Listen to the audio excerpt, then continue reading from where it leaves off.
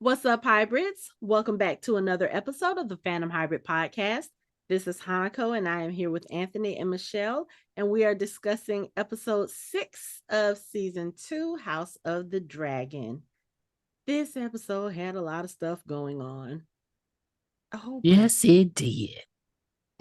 Like, you got actual reveals of stuff, and you got people trying to claim dragons, and dragons trying to claim people, and you got visions of lot.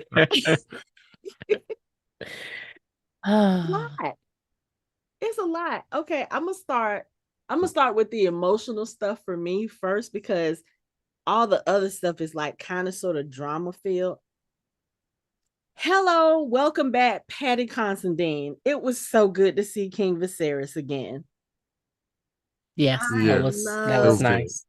I love these little cameos that they're giving us in Daemon's flashbacks. Granted, yes, I'm still sick of the Harrenhal stuff, but I think the payoff for it was kind of in this episode with him.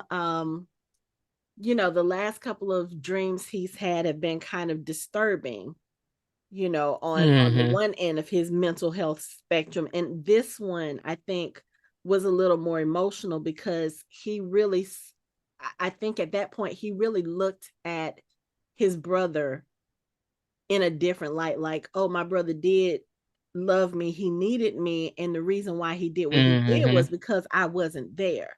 So I have this chance to do this over. I'm going to be there for him. And it just, it was tugging at my heartstrings. Because again, we talked about this in the last season. Daemon really, really loved his brother. And he did. Really see it in this episode. Like the way that he was so hurt. He was like, you can't still be mad at this when he was talking about air for a day. He was like, you can't still be mad about How this. can you possibly still be upset about this? Right. Yeah. But then when he realized when Viserys was like, yeah, I needed you. My family just fell apart and you're out there celebrating your own rise. And when he got ready to say that he was going to name a new heir, you could see how Daemon was shrinking back from it. He was like, please don't. And you could see the hurt. But when Viserys was over Emma's body and Daemon was over there, walked over to him. Did Emma come back? Was that the same actress? I don't know if they actually that's a reshot of the her scene. back, or if they actually, or if it might have been sometimes they build a replica. Yeah. Mm-hmm. So it could have been that. Could have been more it.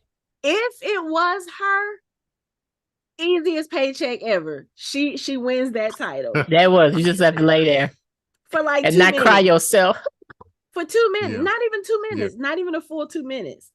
But when Viserys broke down and Daemon just walked over to him and he hugged him and he was like, you needed me before. I'm here now. He kissed his brother on the head. I was like, okay, I like this kind of, I like this Daemon. I like emotional Daemon. But this was the first time he actually was able to get near him in the vision. Mm-hmm. Like before he couldn't get near him. So it was kind of cool. Yep. So I wonder if that wraps up that story, if that resolves some issues for Daemon. The hunting. I kind of think it does, because if you think about it, when he woke up, that was when he got the news about Lord Grover Tully's death.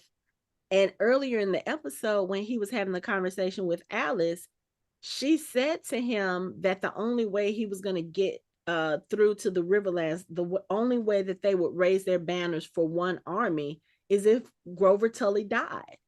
And it's almost like I feel like he was thinking that, I don't know, maybe because he had some resolution in his dream, like maybe, okay, these are the things that I need to do. I need to really look at my past, look at myself in the mirror and admit my wrongs. You know what I'm saying? It's like kind of like a little redemption song, but not necessarily a redemption song. But it's a way for him to say, okay, and then he had his catharsis. Yeah. He had his catharsis with crime. Mm-hmm.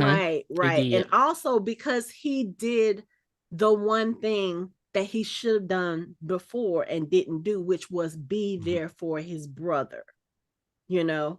So, yep. I don't know. I mean, we saw him try to leave Harrenhal after he was done. He was done. He was like, you know what? He was done.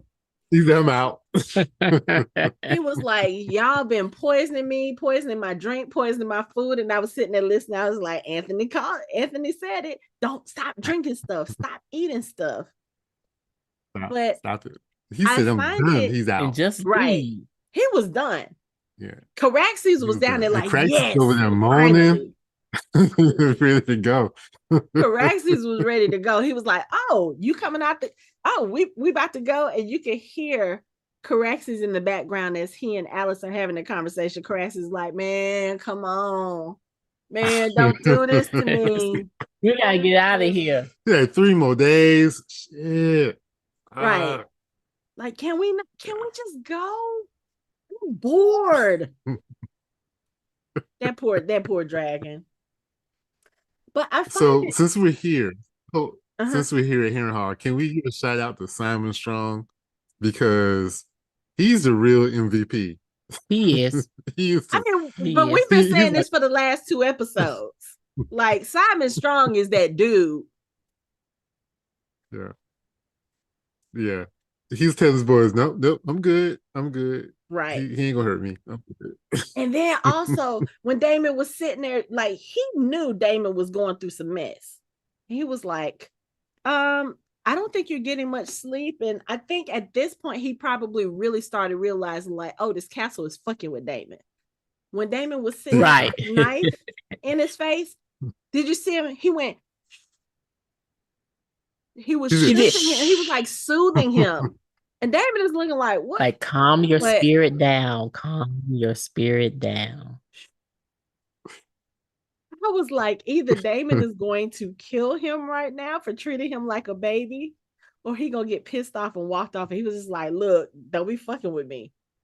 And so Simon Strong was like, you good. He said, stop looking at me. And then Simon Strong was like, okay. Like, I'm gonna turn away. I'm telling you, Simon Strong has been, okay, let me say, it has to be the Strongs because Alice is a strong bastard, right? Something about those strong genes is like Sir Simon Strong deals with Daemon, and he deals with him he's respectful, but at the same time, he's kind of like, if you listen to some of the responses he gives to Daemon, it's kind of like, do you realize how stupid you sound? Like, really? I'm claiming Harrenhal. He was like, I don't know if you noticed, but we're kind of welcoming you here. And then Alice Rivers, sort of like trying to be the voice. He's trying to be like the voice of reason for Daemon. Right. Like, he really is. Yeah. Wait a minute, hold on, because Lori is trying to get into Okay, Lori has joined the chat. Lori, to catch you up, we've only been recording for a few minutes, but we were basically talking about Daemon and his fever dreams and how Sir Simon Strong is the VIP because he's handling Daemon like nobody's business. Like, Daemon is threatening him and he's just still kind of calm and not panicking and telling his people to stand down, which what were they gonna do against Daemon? Nothing. Well, okay, if you look at the geography of Game of Thrones, basically where they're at, Harrenhal, is basically Illinois, Michigan, Wisconsin. It's the Midwest. They're crazy. I'm from the Midwest, so I'm slightly crazy. So I'm not surprised he's acting like that. Okay, that's saying. That's one way of putting it. That's one way. Yeah, that's one way of looking at it. Yeah. And then Strong, it seems like he's done this before. Like, this is not new. We have had visitors who been off the cuff, and we just had to wheel them back in. Right. I mean, just with a common voice. Haunted. Right. he's like, I have a peace of mind. I don't have these type of dreams. Right. Clearly, you have what's going on with you. So and the house is protecting you. That could be a big part of it. Yeah. Yeah. Yeah. Like, where your heart is, and his heart is pure and good. And Y'all froze. But y'all froze. Other than that, but you froze when you were saying pure and good. His heart is pure and good. Your screen strongest, hardest, pure, unless Laris comes to visit. That may be another story, another episode. But however, you know what? Since you brought him up, I'm gonna bring up his little conversation that he had in the show with King Aegon when he was talking about his birth, and he was saying that he came out, his lungs were strong, but his foot was so twisted that his father called it sorcery. Said that somebody in the castle did some spells, and that's what caused him to have the club foot. And I'm just kind of like, those spirits knew that this motherfucker was gonna come out evil, and they were like, yeah, you know what, we're gonna go ahead and just disable him just a little bit, because if he is at full strength, if he is at, he's gonna be hell on everybody, which he already is. Because he really is. He said it to Aegon. He was like, look, physically you're not going to be there, you will never run again, but your mind is still intact. And he was like, that's where they'll underestimate you. And I think that's the same thing that they've done with him. But we'll come back to him, because I want to talk about him in that small council meeting. I want to go back to Alice Rivers real quick, because I find it very interesting that even though she seems quote unquote weird, she's a known witch. Like, she's admitted that she's a witch, or however it is that that she has that reputation. Daemon, for whatever reason, seems to trust her. And I think it's because Alice doesn't pull any punches with him. No, she doesn't. She's very straightforward. She's very to the point. She doesn't coddle him. She doesn't treat him like a child. She doesn't treat him like something broken. And I think that's what the appeal is for him. Yeah, but she also slipping shit in his drink and food too. I don't even know if she has to do all of that, because I don't think so either. No, because I think she helped him along a little bit. I think it's so much on Daemon's soul, and I'm feeling like the magic and the trees, they feed off of that there. And that is the reason why I don't think she has to give him anything. He has a lot, and there's a lot he hasn't dealt with. Yeah. Okay, well, he's not coming in here clear conscious when he came there. Like, he's battling of wanting to be king, wanting to stand behind his wife, but knowing that he will never let her lead him in any kind of way. And not understanding why his brother really never accepted him, and understanding, like, I was always there for my brother, but his family was the shit. Although Hightower wasn't there for him, but I would have been there for him. But you don't even put me in the family business. So he has a lot going on. And if you go into a situation where something is already haunted, it's going to come back. You're going to dream about it. He doesn't need anything. She gave him that potion that first night. No, she didn't need to. I really don't think. No, he didn't need to.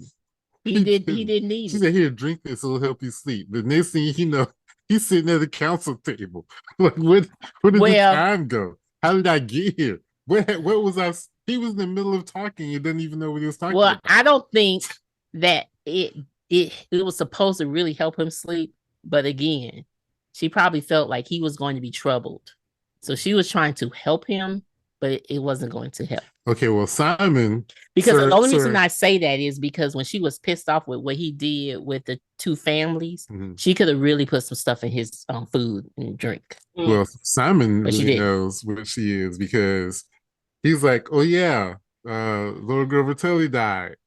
We sent our best healer, Alice. And he's like, how did he die?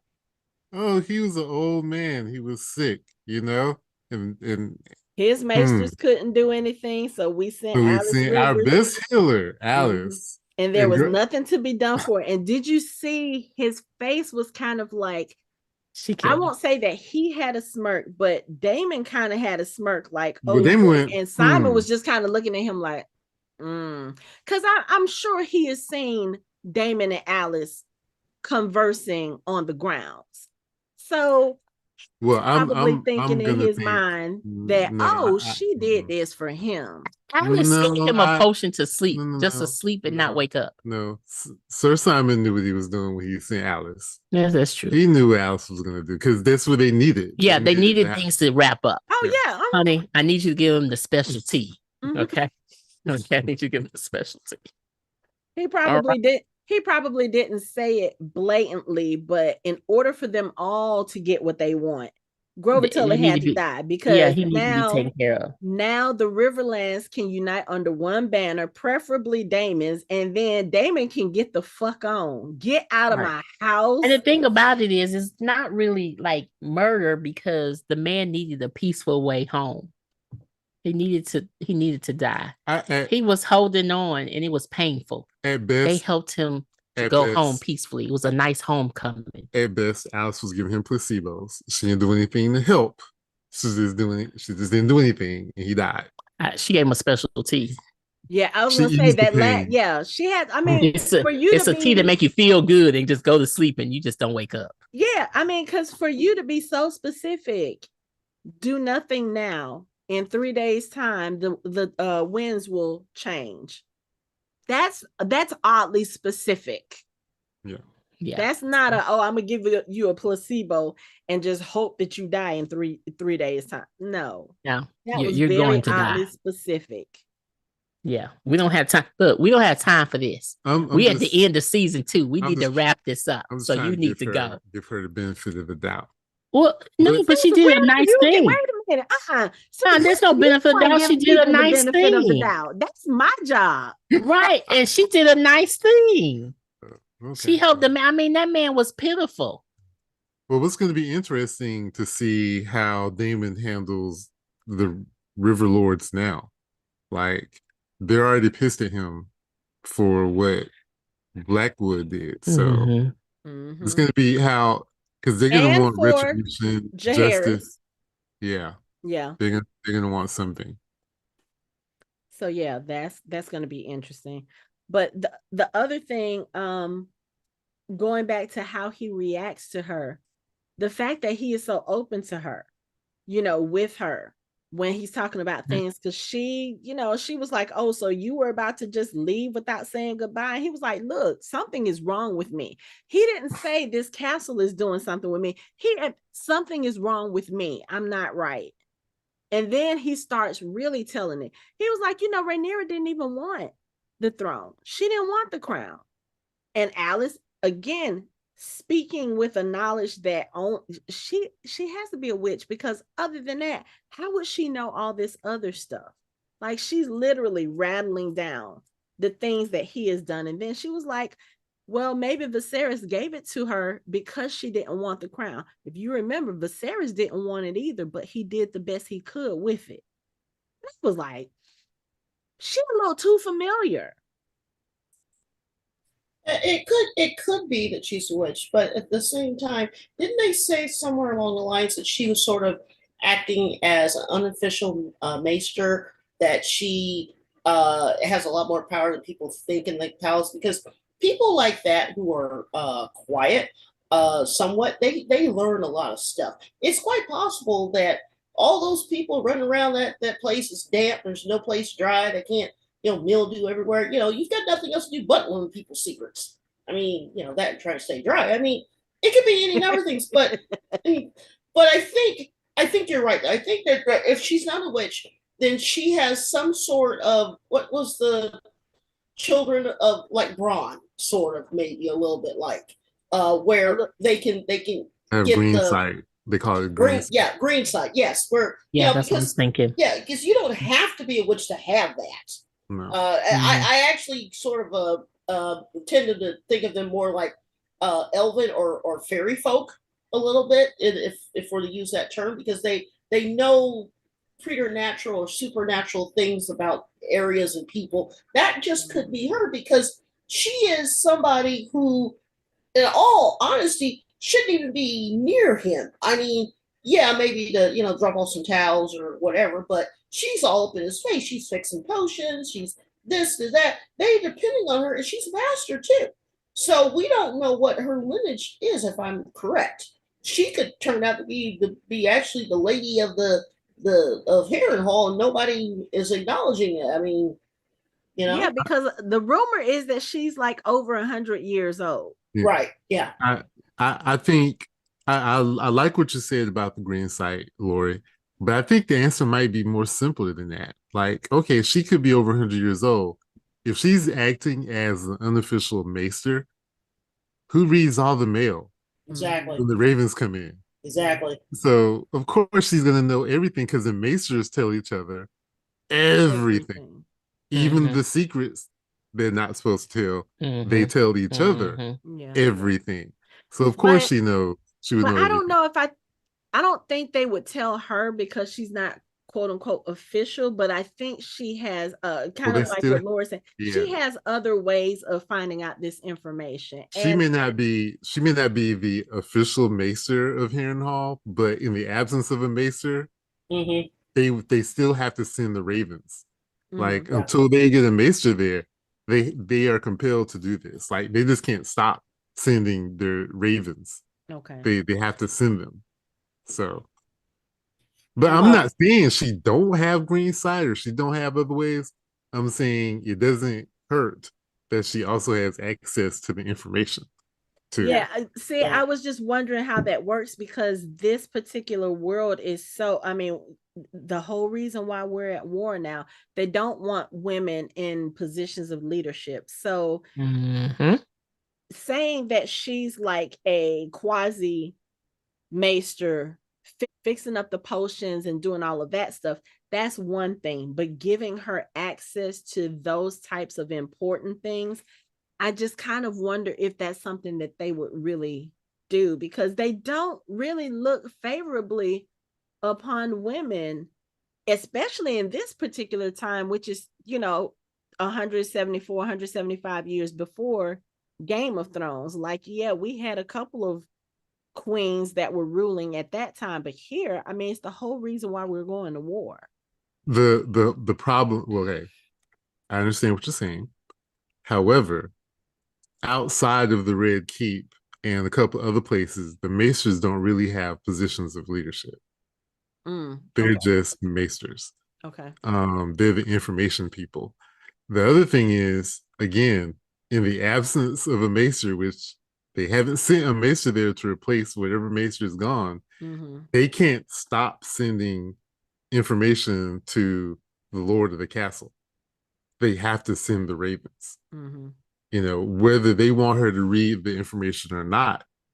If Sir Simon Strong trusts her enough to do that job, then she's going to do the job. Okay. She's going to get the owls, the ravens, and she's going to send the ravens out. That's what she's going to do. You know what I'm saying? And as long as he's okay with it, the maesters can't do anything other than send another maester there, which they obviously haven't. Right. So they have to be okay with the situation as it is. Or they may think their maester is still there, alive and kicking, and he's not. That's a possibility too. Because he took off. That's true too. Or he took off because he may be like, you know what?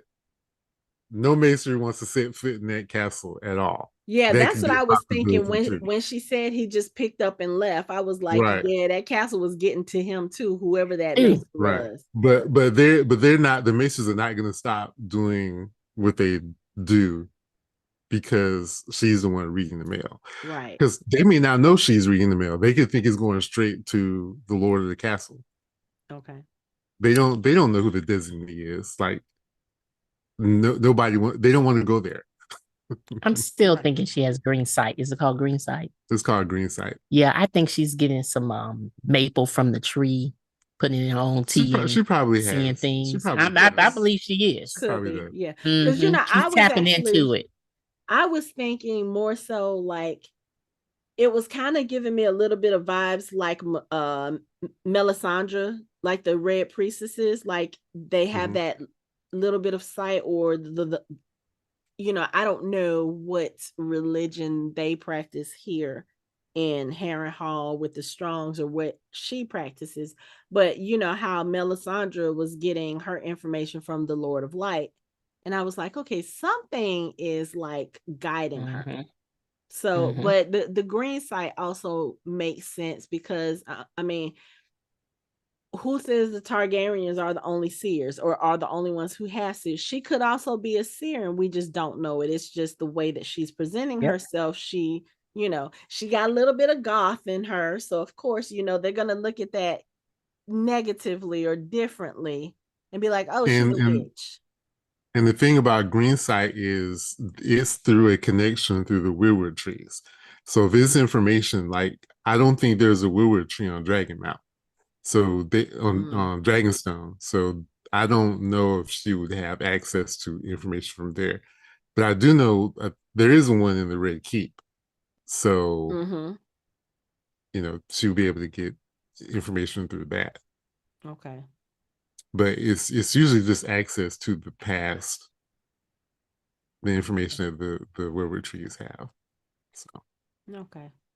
But either way it goes, whatever her abilities are and where they're coming from, she has, for lack of better words, she has Daemon bewitched, it feels like. But I also want to say it's not like it doesn't seem like she's trying to curry any favor with him. Like she's not trying to placate him so that she can get something.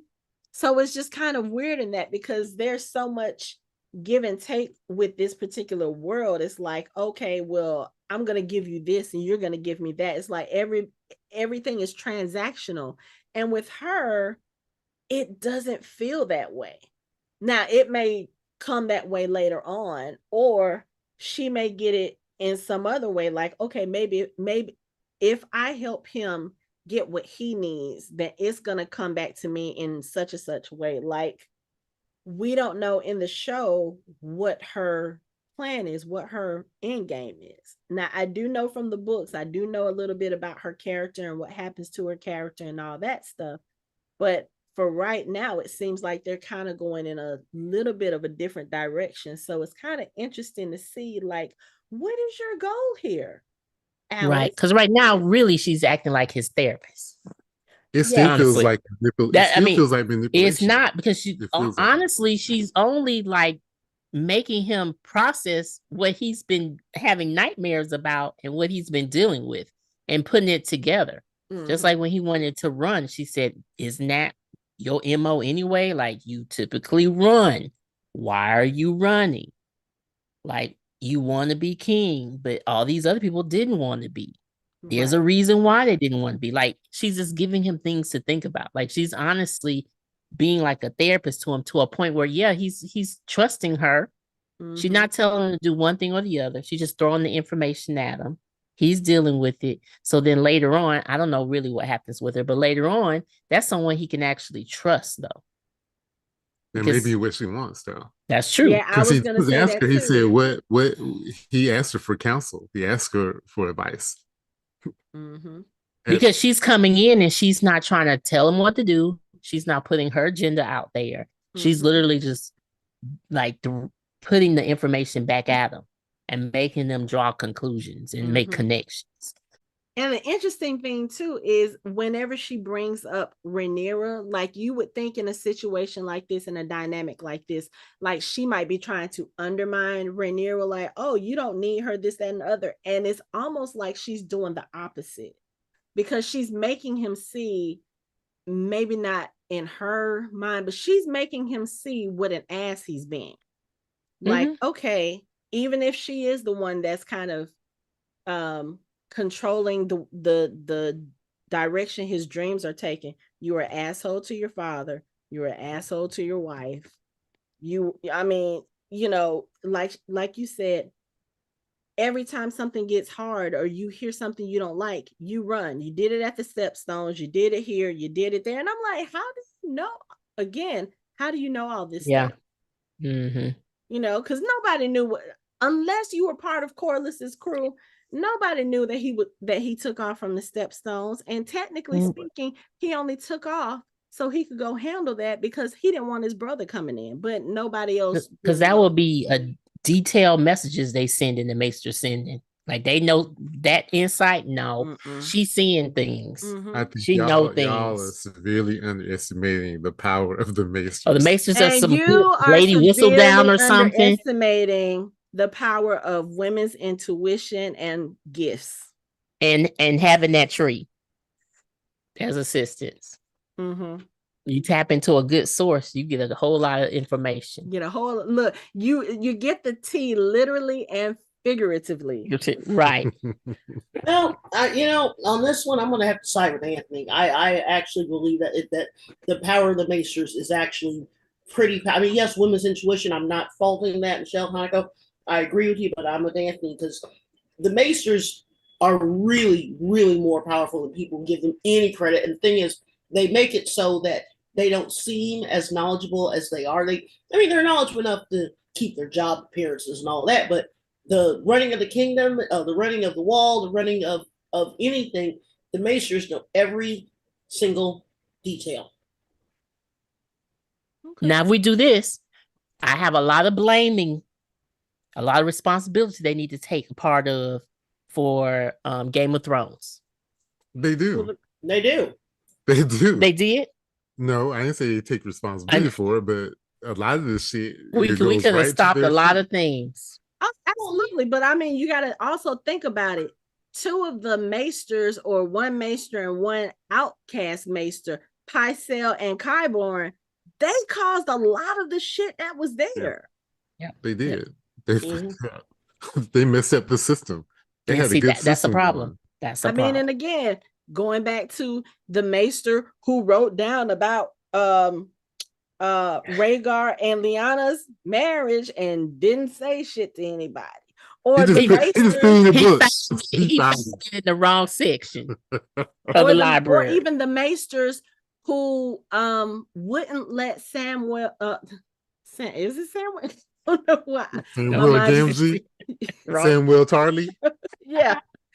But the Maesters, same character, different. Right. Different. The Maesters didn't want to let Sam try to cure Jorah, and he had to do it himself. They were like, "Oh no, we know everything. You can't cure him."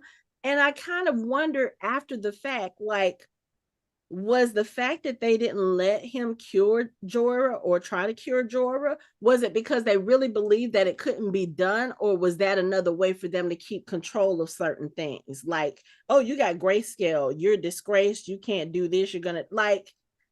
It's they just heal who they want to heal. They would heal who they would want to heal. Yeah. So it's kind of like. Well, that's a good low key way of, how can I put it, limiting and slowing down the royal population of the realm, because if certain members of the family get grayscale, well, they're out of the contention to become heir or to have heirs, because now you got too many Starks, give 2 or 3 of them grayscale. You got too many of the Targaryens, give 1 or 2 of them, madness. I mean, they're thinning the herd to guide history the way they want to guide it. Like you said, Hanako, the Bene Gesserit of Game of Thrones. Of Game of Thrones, of Westeros. Yep. And I totally get that. But I guess there's so many details in what she's saying. I can't see them sending out a full report with the tiniest of details like that. Unless she's taking the general information and she's drawing her own conclusion. Or context clues, because really you could, if you're sensitive and you're actually reading this information and looking at the person, there's some things that you can put together and know the type of person they are. Everything you need to know. The Maesters go to the Citadel to do their study and their research and get those links. What do you think they're reading? They're reading everything. But she's not. But we're talking about she's not. So she's using a combination of things. They're sending each other information about what's happening. But I don't think it's that detailed. I think she's getting information, but I think she's also sensitive. Y'all are right. She's sensitive. I wasn't saying y'all were wrong. I was saying it was also a part of it. But Don't okay. get down and roll over. I'm just saying No, it's we a need to move combination. on. It's a combination. We'll be here all about night. that. We'll be here all night. She has well, look, we still have what I think this season is 8 episodes only. Yes. Yeah. 8 episodes. Yes, and we're so on we still 6. have 2 episodes to see if they're gonna give us a little bit more background on Alice and where all of this is coming from. Mm-hmm. But let's move on, because there's so many other things we need to talk about. Like the fact that Jason Lannister brought his armies. And he was like, oh, yeah, you can send a message back to my brother and to the prince and let them know that we will march forward as soon as Aemond gets here with his dragon. We ain't going nowhere. So what are we going to do until you hear from the prince? Oh, you know what? Y'all got plenty of stuff in your keep that my men would love to sample. I was like, oh, wow, these Lannisters are bold. Yeah. And he brought a lion, just like in the book. Yeah. Like, they have a lion. Yeah. Like, what are you gonna do with the lion though? I have no idea. Like you send them off you train the lion to go off into battle. Feed the dragon. That's what you're gonna do with that lion. You're gonna feed the dragon. Yeah, that's a especially you pissed that one off by like he said, summoning me. Like, I'm not a dog. I'm the Prince Regent. He's summoning me. Yeah. That's still not the right job for him, boy. We're in trouble. See. Oh wait. Okay. Are we still on Jason Lannister, or are we gonna move on to Aemond? No, we can move on to Aemond. Jason served his purpose for his little 2 seconds he was on screen. I'm gonna piss the Prince Regent off, and I'm gonna show my Lannister arrogance at the same time. Yes, he's done. Okay, let's start with Aemond real quick. Why everyone mad at me? It's her fault, dude. You the King Regent, so whatever is happening in your city is on you. Mm-hmm. Is on you. Mm-hmm. He can't. What is he? 17? He can't see it. He don't get it. He just don't. And then you close the doors. Why are they mad? Oh, lock him in. Lock him in. Like you close the doors. That's really why they're mad, because it's bad enough they were starving before, but now you cut off all of our access. So the only thing we can do is fish. I mean, shoot, if I eat the 3 days. Right. If I eat the same thing for 2-3 days, I'm gonna be sick of it too. They've probably been eating that for weeks. Mm-hmm. No fresh fruit, fresh vegetables. Nothing. And he doesn't understand why. Understand why they're mad at him. No, what got me? They should be mad at her. What got me is that I'm at the table. I'm at the table with you. Don't sit there and marry me off. And I'm sitting at the table. That dude, I was like, you could at least look at me and see, well, maybe if you married someone, we can help. No, you pretended. The way you said it's like I wasn't even there. Like I'm not even there. But the thing, okay. But here's like, and that's a no. But here's the thing. Because Aemond in the last meeting and all the other small council, they've already established the fact that Alicent is just decoration at this point in the small council. Right. So they're gonna talk about her the same way they would have, like if Otto Hightower was there, he probably would have been the one to make the suggestion. I mean, we already know he ain't no stranger to pawning his daughter off on men. So but I don't think Otto would anymore, since he did it one time. Yes, he would. And they were in cahoots. And they trying they were trying to take over together. He would trying to help him. No, I'm trying to help if marrying her. What is wrong with y'all tonight? Both of y'all are like giving benefits of the doubt to people that you don't usually do. You're giving. I'm just thinking Otto wouldn't have been the one. Like, no, Otto would have been the one. He would have, especially if he could secure a fleet of ships by marrying her off. Yeah, but and I feel like it would have been higher up. No, okay. and also he probably would have done it to get his daughter out of Aemon's way, because at this point, Aemond is very much making it clear that he does not appreciate his mother. He was like, tell me again what purpose you serve on the small council? I and know. She was like, well, you know good and well that I served and I led when your father was sick. He was like, and what did she say? And I've been a counselor to Aegon. He was like, but father is dead and Aegon is, He trips me out when he just goes that, Like, yeah, well, but she read him though. She read him. She did. Yeah, she did. She did. But did it make any difference? No. No, because that means you have the gratitude of the crown. It's not just your cousins you want revenge on. It's your brother. It's me. It's like we all did something to you and you can't get over it. Like, damn. But see, again, in a lot of ways, Rhaenyra has a lot more freedom than she does, because Alicent is constantly being put back and forth. Either she's being put as someone who's available to the king, she's serving as a representative of the king, representative of her son who's the king. She's always going to be back and forth, but saying, go back to your domestic pursuits. Yeah, that's only going to last until they need her again. Trust me, if he could figure out a way to marry his mother off or to do something, have her a hostage or something to benefit him, he wouldn't bat an eye. I told you, I think I said before, when she saw what was happening, she should have gotten Helena and her grandkids and went back to Old Town or High Garden and left that place. You know, I don't. It's taken her a long time to see that she has no power or no authority, no voice, no anything. I mean, you help kids and leave. You help start a fire that you thought you could help control, and you can't. It's like it has gotten out of control. Right. It's and variables that you didn't even think about. The 2 times she tried to speak in the small council meeting, he cut her off. Like, yeah, why are you even opening your mouth?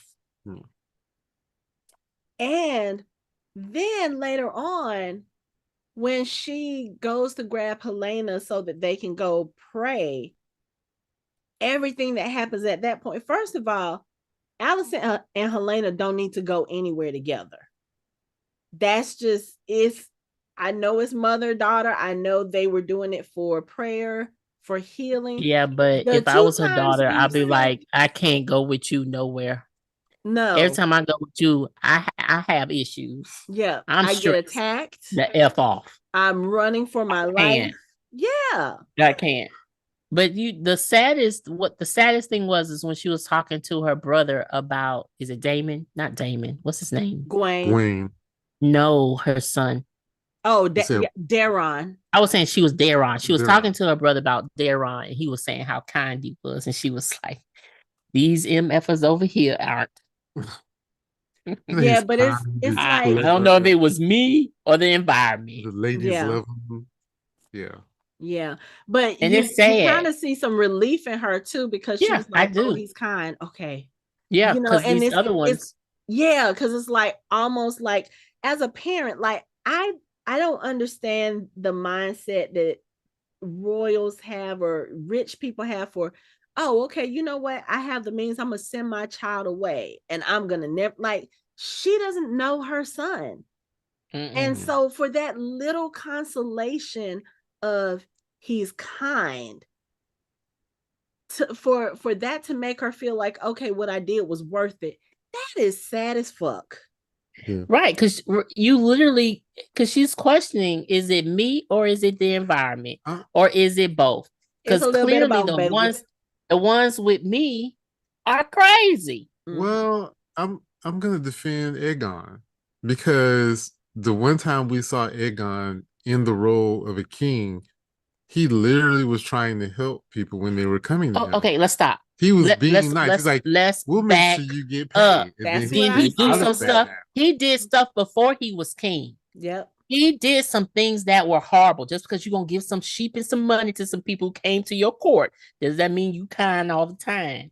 He was kind for that moment. He raped the girl. Raped somebody. Oh, and that's probably not the first time. Yeah. Probably okay. Not. Yeah. So, and then he killed a whole bunch of rat catchers and hang them out. He was upset. Okay, but you know what? You're still the king, and you got to get your shit in check, though. You got to get your. See, I'm not giving him the benefit of the doubt. But he bullied his brother. Like, the thing about it is, you bully them, but you don't let other people bully them. See, that's the difference. That's the difference. You don't join in. You don't. No, you don't lead it and let everybody else join. You know what I'm saying? Right. You don't do that. Oh yeah, because he was the oldest. Yeah, you ride or die. Like, you may put stuff in their bed. You may tease him about a dragon, but you don't let no one else do that. You be ready to fight with him. Yeah. Then you had your moment when you saw him in the brothel. What did you do? He was drunk. I don't care. That's how he felt. Yeah, because you know what they say, when you're drunk, yes, it brings out your true nature. And that's how he felt. You rather tease him, bully him in front of your friends, get everyone to laugh because you want to be, I'm the jokester. You rather do that to your brother? Okay, so and then you're gonna wonder why he throws some flames at you. Right. Don't question it. I was trying to give Don't question it. There's no benefit of the doubt. She raised some crazy boys. That's the title of this episode, benefit of the doubt. No, you just need to stop. She raised some crazy boys. Her daughter is good at heart. Okay.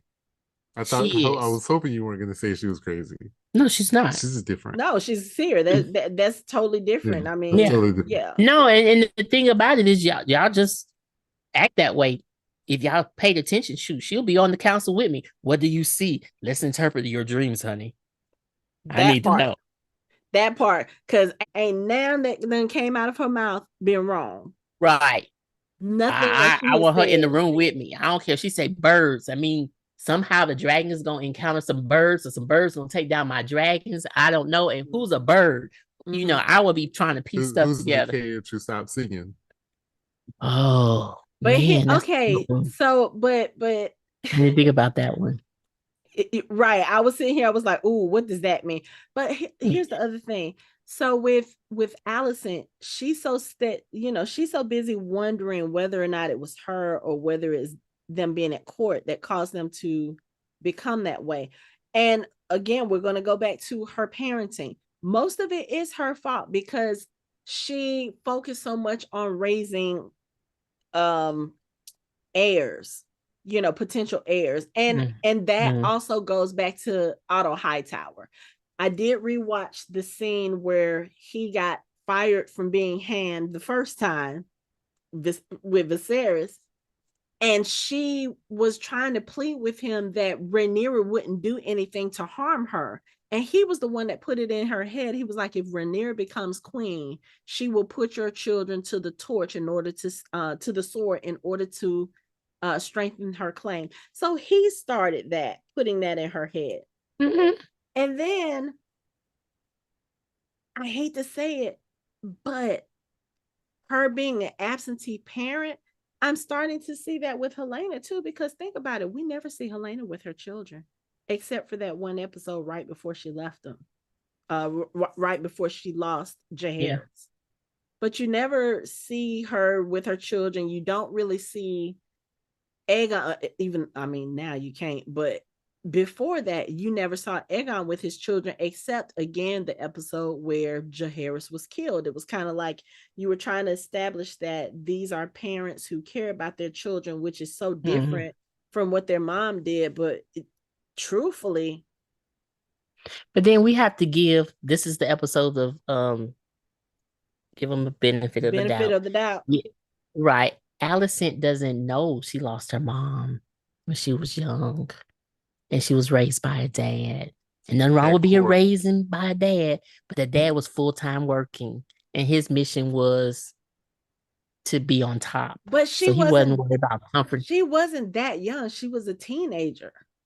But was she? How old was she? It was right. She lost her mom not too long before the series started, if I'm not mistaken. Yeah, but how old was she then when the series actually started? They were like, she and Rhaenyra were both like 15, 16, around that age, because they aged them up from what they are in the books. Right. Yeah. But still, we don't know how her mom was. Her mom could have been sick for a while. You see what I'm saying? Like, it's a thing where she doesn't really know. I don't know, because as close as she and Rhaenyra were, that's what I'm trying to give her. I'm trying to give her a benefit here. No, she don't really know. Y'all finna stop that. She doesn't know how to raise children in that environment. Okay, you can't tell she me doesn't know what to do. Rhaenyra's best friend that Queen Emma did not treat that child like her own. You can't tell me that. We don't know again how their relationship was. That's the difference between Rhaenyra. Rhaenyra had her mom and her dad who doted on her. You understand what I'm saying? True. She had both parents. Not saying you need both parents, but in this environment, being, raised to be, king and queen, she had both parents. Yes, her mom died. Her dad still tried to keep her around, was very, what she does is so wonderful type of thing. She does no wrong. Where Alicent was in defense. She wasn't offense. She was defense. She was just trying to make sure she has these sons. They become something for Sirius like these sons, so he can name them heir. They can be able to take over. She does right by her dad. Her dad is telling her she got to make sure they can do this, this, this. She is trying to do this. She's trying to pair her daughter with her son so then they can have more heirs, so that her best friend will not get the kingdom. And that didn't work out for her at all. No, this is where she is right now. But this is where she is. And she's now realizing these some things I could have done better, could have done differently. And the one thing I did do is send one of my kids off, and he ended up in a different environment, ended up being a better person. Mm-hmm. Nah, I think that was his Otto playing the long game, sending the boy off with his dragon to their homestead just as insurance. I agree. Yeah. However, it worked out for his benefit. Yeah. But you can see there's animosity in their family, because her brother is like, you were the favorite, man. I was just sitting off by myself with no mom or dad. Yeah, he had nobody. I think there's like an 8 or 9 year difference, age difference between the two of them. Or no, maybe not that much. But let me see. She said he was 8, so maybe 4 or 5 years, but enough for it to make a difference. But I think also at this point, I think Gawain, one, he knows that Alicent and Kristen were sleeping together, because the way he keeps looking from her to him. But I'm saying he knows. And I think at this point, he's like, why the fuck did I even come here? Like, I've already been to battle once. I've seen horrors that no man should ever see. Yeah, and now I got to go back out with this motherfucker again. Like, and he's done too. Both of them are completely done. It is just like Crispy Cole has just dissociated. Like, he just like, whatever. He's going through the motions. I'm just, because he sees how this is going to end. He knows how this is going to end. So he's like, let me just get. Aemond is totally sending him out to die, because again, he is the only person that knows what happened at Rook's Rest. Right. And even that is like, there's no other way for this to end. Dragons, fire. We're all dead on the ground. The only people who are living are the dragons that can make it out alive. He knows that. You literally saw it. Mm-hmm. So you're like, I don't even know why we even have soldiers. What's the point? Right. First of all, what did he tell him? Aemond told him, he said, I'll come when the time is right. Really, do you want me to go take Harrenhal and there's a big ass dragon up there? Mm-hmm. Yeah, that's what he's thinking. Fire. Here we go. You're gonna come. And with most of my men gone, let's not forget that most of my men are dead. I think we remember that. The way he was looking at it, he was like, yeah, you kind of, we lost a lot of people that day, as you well remember. Like, we're going to be caught a flame, and you're just going to come when we're all burning. Yeah, at the end. That's what he sees. So he checked out. Mm-hmm. So they're like, whatever. Let's just get on our horse. Cole, I'd be taking my time. No, because Aemond also let it be known. He was like, it's a fortnight's ride to Harrenhal. So basically, if your ass ain't there in 2 weeks, then I already know. Like, he's gonna claim him as a deserter or something. If he no, Aemond, no, I have to The say road was hard. It was tough. It rained. The wagons got stuck in the mud. Aemond he don't may care. not be the ideal choice to be king, but you can't say the man don't have plans. He was like, okay, we're gonna do this. Oh, this is what we're gonna do. We're gonna do a treat. We're gonna do a treaty with the triarchy. They all looking at him like, what? He was like, yeah, They're pirates. We need shrimps. We need ships. And the ships that we're trying to get, they're not going to get here for a month. We don't know what the hell the Greyjoys are over here doing. The Greyjoys are Greyjoying like they always do. They're going to see which way the wind blows and then ride towards it. So Aemond has plans. He's like, okay, this is what we're going to do. But he's gonna have to get rid of some folks. Like the Lannisters just done pissed him off. Notice that Tywin Lannister was not in that last small council meeting. He was very conspicuously absent. Of course, Alicent is no longer welcome. The Grand Maester comes in late because he's like, oh, Aegon's getting better. He woke up. I was like, why are you coming in? Right, you shouldn't have said not a word. Oh, and poor Larys, because Aemond's like, I'm gonna need a hand. Was Crispy Cole still in there when he said that? He's go, so I'm gonna need a hand. And Larys is like, oh, I appreciate it. He's like, oh, I wasn't talking about you, you dumbass. No, right. Larys was the one who suggested, which was it was very weird to me because I was like, you didn't he did suggest it. You didn't want to be hand with Aegon, but Aegon wanted to use you in your full capacity as Master Whisper. So I can understand that. You trying to get in Aemond's court, it seemed weird to me at first, but then I was like, no, after he went and had that conversation with Aegon, I realized he was trying to get into Aegon's court, I think, to fuck some shit up. I really think that because I think he's more sympathetic towards Aegon, especially now because Aegon is not going to be a full whole person anymore. Like he's not going to be able to walk. He's got the burns, and like Larys says, people are going to pity you whether they do it in front of your face or whether they do it behind your back, but no one's going to look at you the same from this point on. And I think that kind of resounds with him, but I think it was just so weird for him to put that suggestion forth about the hand because it did sound like he was fishing for the job, and even old boy on the side was looking like there's more. And I'm gonna give him the benefit of the doubt.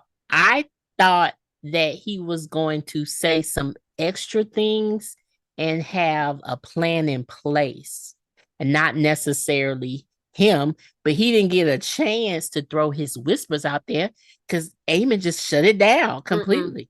I think he knew, because I thought he was like, I was thinking he was reading it like, let me see if he's thinking me, I may go with me. If not, I think I have another name in mind. I think he knew if he threw that suggestion out there, he might go with Otto. I think he knew that. I'm sure Larys was like, okay, like you said, it could be trying to read it. It could be me, but if it's not, it's gonna be Otto. I have a name in place, but he didn't give him a chance to even, because normally he throws things out there. Like he did that before, and he was like, "Oh, I don't want to be hands, but I kind of know who could be." But he didn't get a chance. That completely different because one, I don't think he would try to get Otto back since he was the reason Otto left in the first place. See, I didn't think it would be Otto. So you saying, I just thought that he has, like these type of people, he has plans on top of plans. Like he's also playing, everyone else may be playing Uno, but he's playing a chess. I think he was trying to Aemond was going because that's what I'm saying. I think he was trying to see, but he had names in mind. Like if it was I'm not. You don't think he had a backup? No. I think he was feeling Aemond out like, okay, so where do I stand with this king? And the fact that Aemond responded to him the way that he did, he put him down. He made it seem like I would never even consider you. So now he knows which king he needs to be loyal to. I got you. And that's why he went to Aegon. It was afterwards. That makes perfect sense. He was testing to see which way the wind blows. Yeah. I don't want to be hand, but thank you for the offer. That seemed like where he was going. He was like, "Oh hell no, I'm not thinking about you." Oh, okay. You're told. He also said loyal to your family. Message to Otto because at least he's loyal to his family. Right. Yeah. Which means Aemond knows you killed your father and your brother. Right. And he have made comments about those kids being strong. He don't like strongs. But he don't like you turning on your family like that, even though he turned on his own family and kind of burned them to a crisp. But that's a different day and time because he was bullied as a kid, so he needs to get his revenge. But yeah, I mean, and it goes back to what Anthony says: Targaryens are all about family. You know, at their core, it's one of the reasons why. And I know people are still talking about this, like, "Oh, Rhaenys, you could have ended this before you started." Rhaenys is of that upper class of Targaryen. Someone being a kinslayer, that was so disgusting to her. Like every time she mentioned the word kinslayer, you could kind of hear it in her voice. Like, what did she say? The worst thing to the gods is a kinslayer. She was not going to be that person. Oh, no. You know, until her hand was forced. I don't even think she went into that fight trying to fight any dragons because she didn't know she was going to fight any dragons. When she did see Sunfire, the only reason why Meleys attacked was because Sunfire attacked first. And you saw she was mainly trying to get that dragon out of the air. I get that. And for Aemond, like you said, I think it's very telling him saying that to Larys and just kind of being like, yeah, okay, so yeah, I know we're currently in a war with my half sister, but if you really look at it a little bit deeper, he could be upset about that because, again, the whole thing about family dynamics and family being loyal, again, we talked about last week. Technically speaking, Viserys should have made Aegon heir as soon as Aegon was born. That's the way they do things there. And if he had done that, maybe all of this shit that's going on with the family now would not have happened. You know, again, Rhaenyra could have been free to go marry whoever she wanted. And it wouldn't be this whole thing with the succession, but he's also looking at Rhaenyra and probably Viserys too as traitors. Everybody can see that those children are not Velaryon children. So you basically have brought this war on the whole entire family because you want to side with your favorite daughter and help her uphold her lie, which basically turned the realm upside down. And you kept her as heir when you have a quote unquote perfectly good male heir here. So do you think maybe he felt a little bad because while he was being king, he thought about it and how Rhaenys probably should have been the queen, and because she was a woman. So then in having a daughter, you're like, you know, I can change things. We're in peace, and maybe I can get these people to go along with this. I think that I really do think that's what he thought, and I believe because you had a long time to see it, and you start to think like my cousin really could have been the queen, but we wouldn't have done that because we wouldn't have followed the woman. And I have a daughter, and she can be just as good as Rhaenys. So maybe we're gonna try this. Yeah, I think there were even conversations. You were naive though too. He was very or he could have just named Daemon his heir and called it a day, which is what he. No, you can't. You can't. No, you can't. No, because everybody in the kingdom knows that would have been a bad idea. I mean, think about it. You put him in charge of the King's Guard, and what is the first thing he goes to do? You tell him to clean up the streets. He's out there chopping off hands. He's chopping off penises. He's chopping off. I forgot about that. And guess what? The crime rate dropped. Go figure.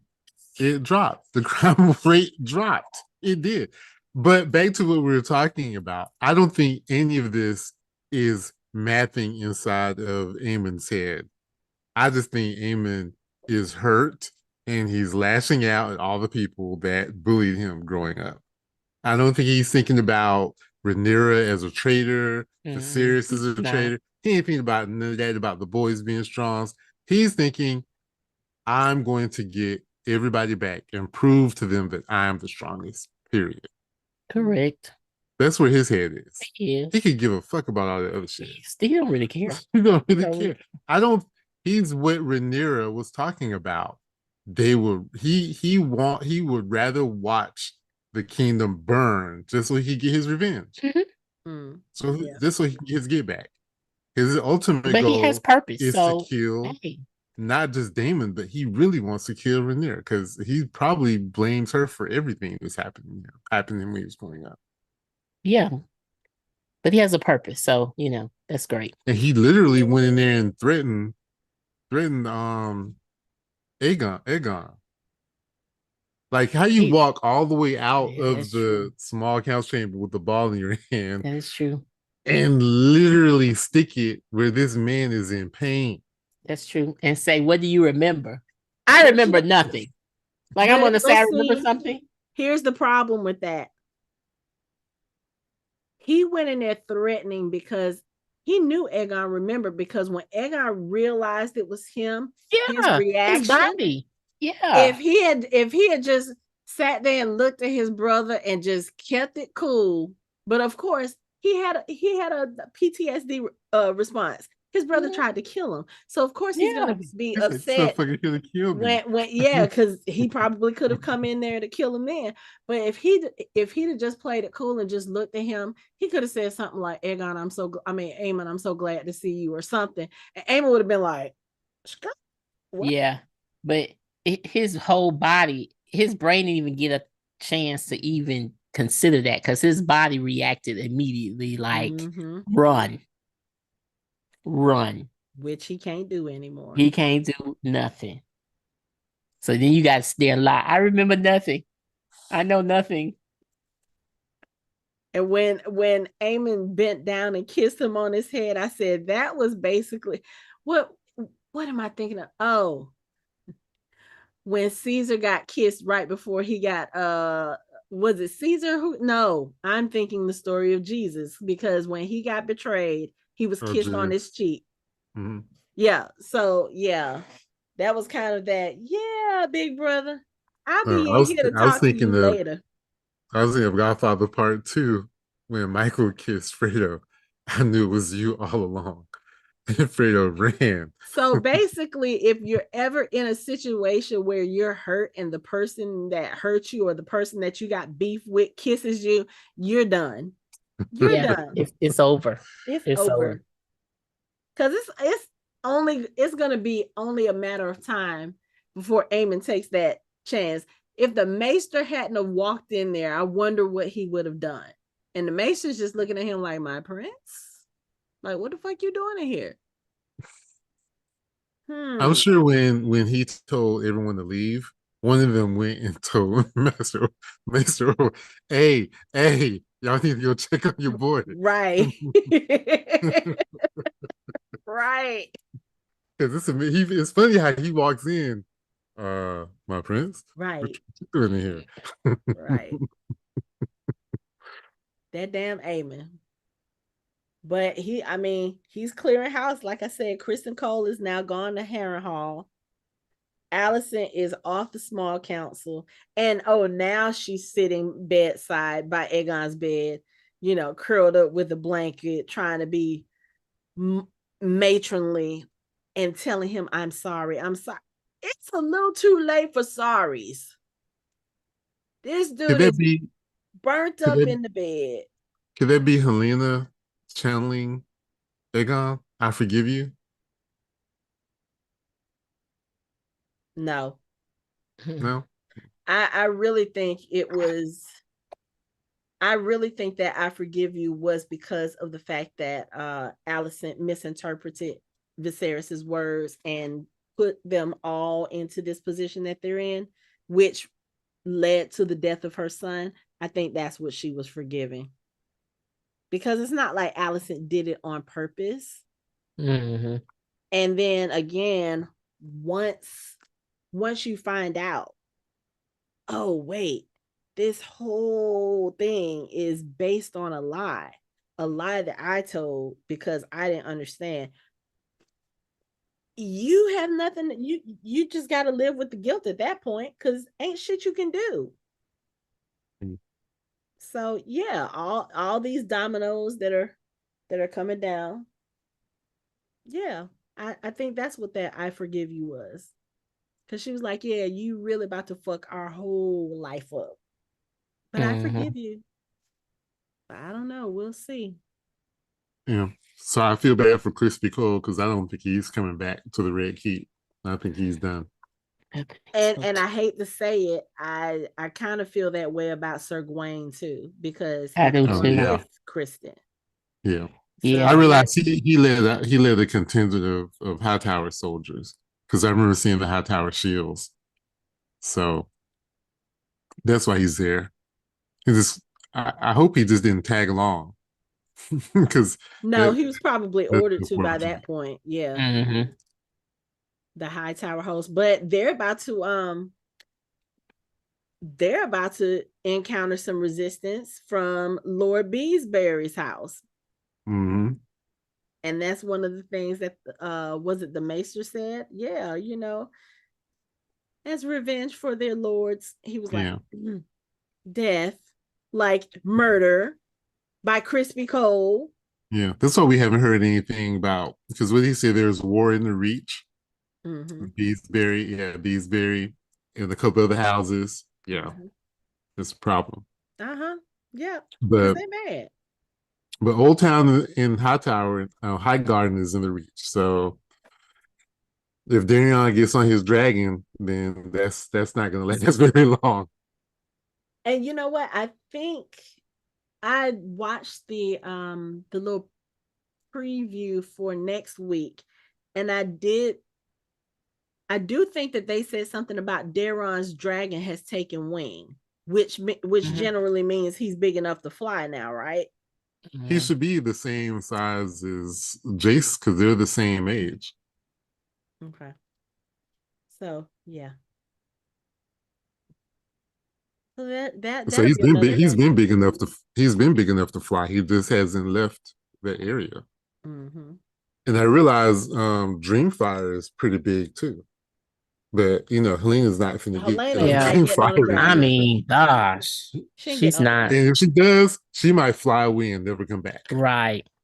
And she's gonna take her time and go. After this last incident, she's done again. She's not leaving her bedroom. Her dress probably still smelling like fish from the one that got thrown at her mama's face. However, the MVP of that incident is Alicent. You want to know why?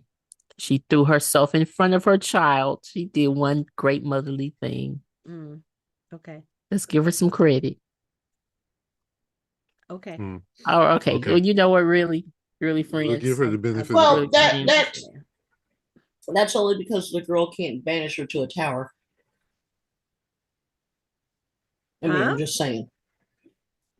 Alicent doing that for Helena was a good motherly act, but she would have done it for any of the boys because the way would take it as her trying to upstage them, and then she would have had some sort of repercussion. I don't think that Alicent is generally a loving mother. I think she's the type of mother that had the kids because she was married to the king. She does what her father tells her to do, but she just seems like very distant and cold to the point of a couple episodes back when was it Aegon when he was crying, and she just couldn't even bring herself to even go over and hug him. So I think that it might have been motherly instinct, but let me revise it. It was probably a once in a lifetime thing when she did that for Helena. No, because I feel like yes, she has a very shaky relationship with the boys, and obviously they don't respect her. I think her relationship with Helena is a little bit different because of the fact that Helena is kind, she's quiet, she's a little bit different from everyone else. And I think with her being a girl as well, I think Alicent probably is more motherly towards her than anybody because she feels a need to protect her daughter from the bullshit she had to deal with growing up. I think so. I think that's genuine for her. It's just at this point, I don't know if I feel like Helena benefits from having Alicent as a mother, even if that's the case, because on the one hand, you have the boys, which and this is a dynamic we even see in modern day. You have the boys, you kind of let them run wild, you let them do what they want, you don't really discipline them, and then they become hellions like her two have. And then you have the daughter, and you're overprotective, you're very much like keeping her in a cocoon, keeping her in a bubble, and it has a different effect because like even with Helena, she can't function outside of her rooms. I mean, if you've seen her in any other situation that we've seen her in where she's not in her rooms, except for the one time that she was going up the stairs right after Jaehaerys died and Aegon saw her and they kind of looked at each other and he just ignored her. She doesn't really know how to function around other people. And I think that, again, that comes from Alicent. I think she's trying to overcompensate with that one. I feel like. Yeah, and I feel like it's a combination of actually like both of the things you guys are saying, because I think she's like a detached parent, but that detachment again goes with her own trauma with her dad and being forced into, in this story, being forced into a marriage, one with the older men. Yes, that's what they normally do, but it was different. This man is different. This is your best friend's dad. And it wasn't going into it because you fell in love with someone and he loved you. It was more of a power play. So she is a detached parent, and I'm thinking she is trying to make it up now more with Elena because she is seeing the things that she did wrong. So she is trying to be there more because like she wasn't there when her child passed away. She was getting it on, which she wasn't supposed to be doing. There's many things she did that she really wasn't there for them. So now she is trying to be there for the one that she can save their soul because the other two is unsavable. They're gone. Yeah. Yeah. So she's trying to do right by her. She's trying to do right by her child. However, that situation could have been handled the incident could have been handled a little differently if you stop cutting off people's arms just because they touched the queen. I'm just saying.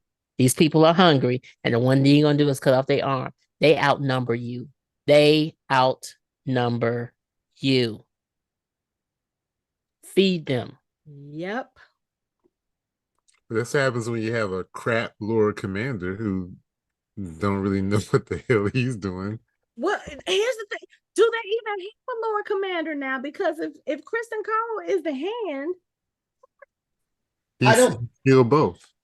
He's both. He is. You can't do both. There's two. One job's big enough for two. Yeah. He can't, but he's doing it though. He is doing it. He another Lord Commander. He is doing it, and it's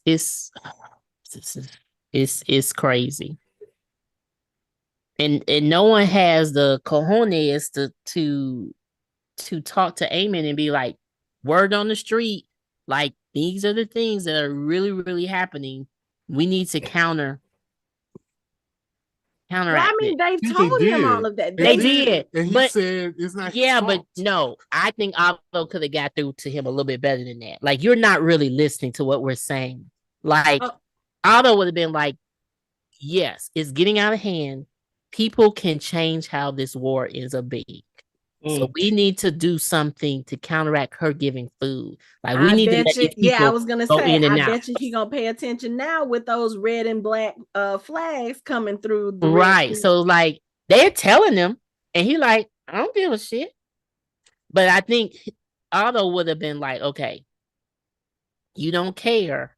However, this will be some consequences if we don't fix this now. Mm-hmm. And he'd be like, okay, this is what we need to do. I wonder how Aemond's going to react when he finds out about the food delivery. Yeah. I wonder what his response is going to be then. Kill people for eating grapes and apples.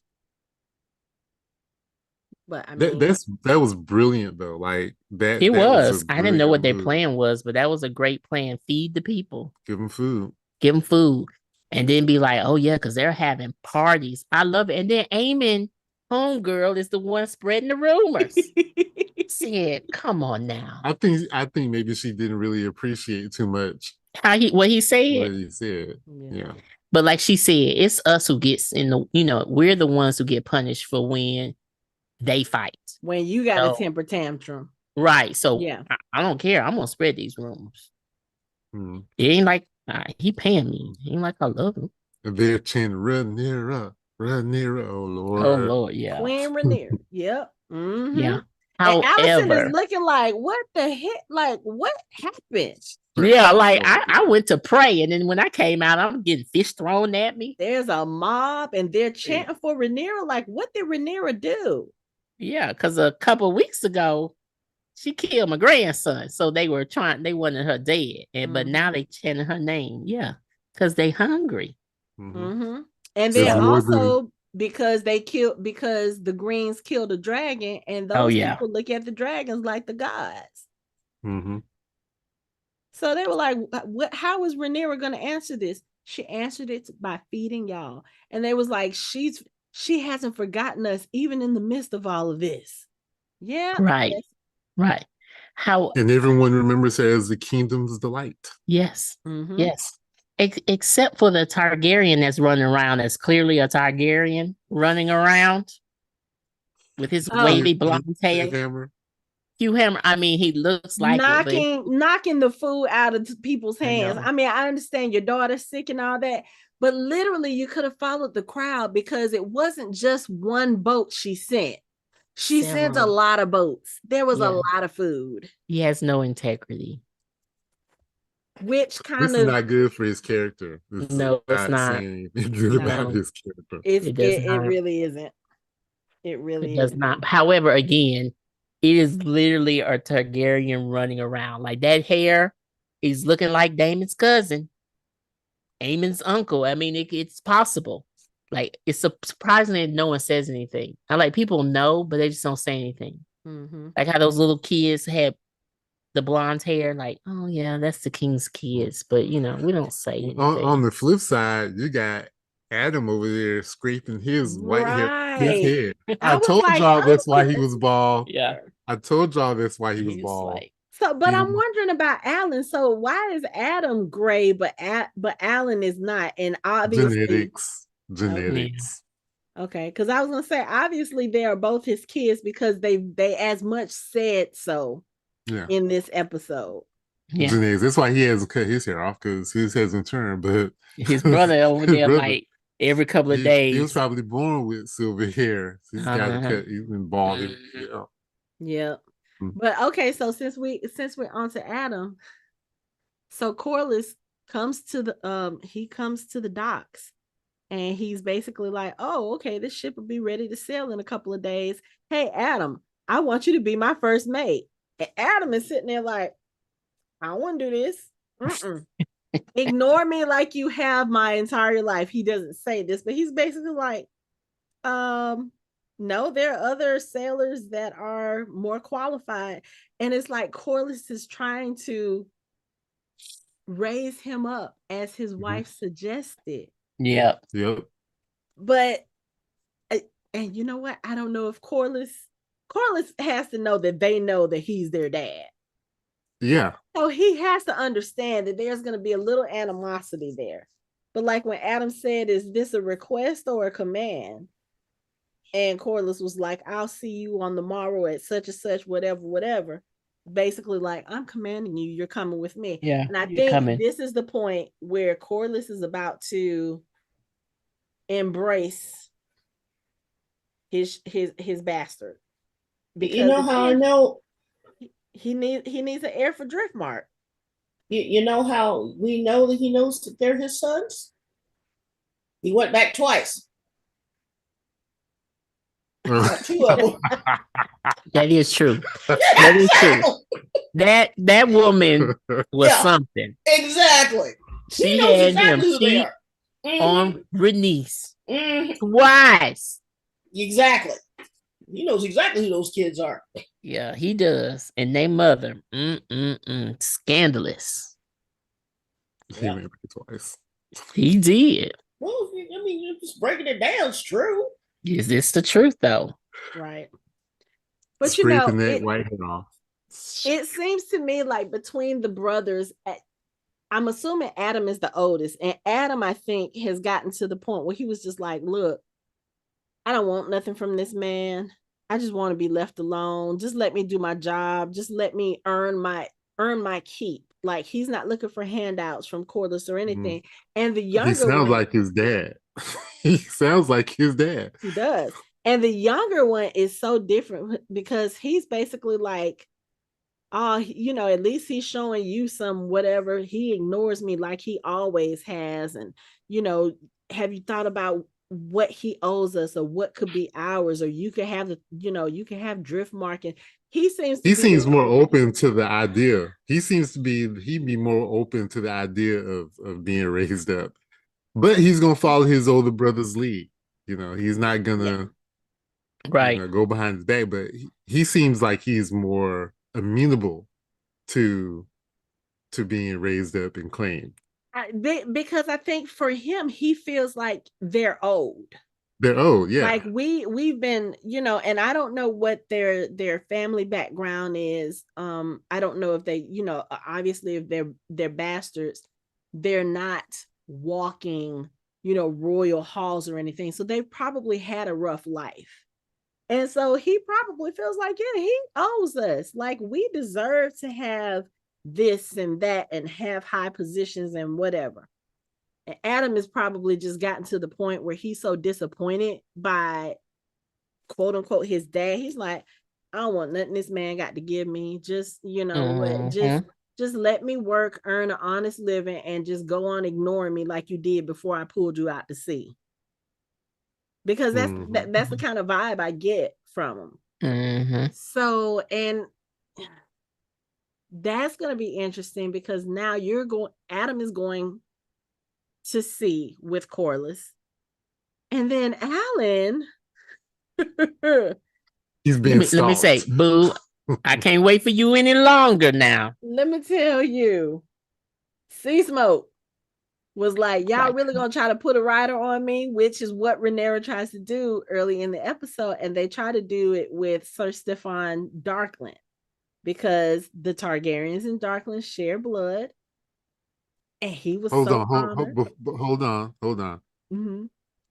His grandmother's grandmother was a Targaryen prince. Right, was a Targaryen princess. How much Targaryen blood would that be? His grandmother's grandmother. That's stretching it. And I think the problem is they're looking for, it seemed like they're only going after the highborn people they can track. I don't think they're thinking about bastards right now. Right. And I think that's the case too.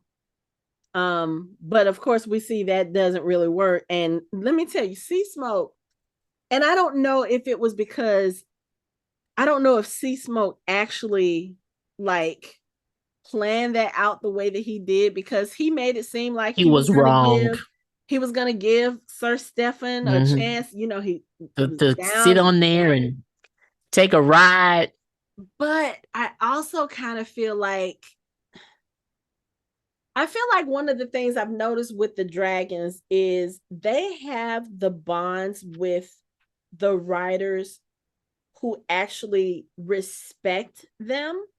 And it's the ones who try to control them in that sense that I feel like they don't respond as well to it. Kind of sort of like with Vhagar and Aemond when they attacked Luke. Like, he was telling Vhagar, don't do this, stop.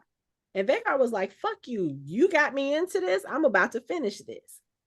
I kind of I'm old. And now, first of all, that one, I'm old as dirt. And no little ass dragon finna take me over. That's what that was. Yep. I don't care what you say, but I am the original. Mm-hmm.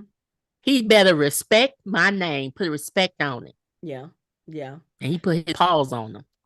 But with Sir Stefan, when she talks to him about, him having Targaryen blood and being a dragon rider, and that's, the advantage that they would have, when he goes in, he's like, oh, you honor me with this, my queen, and blah, blah, blah.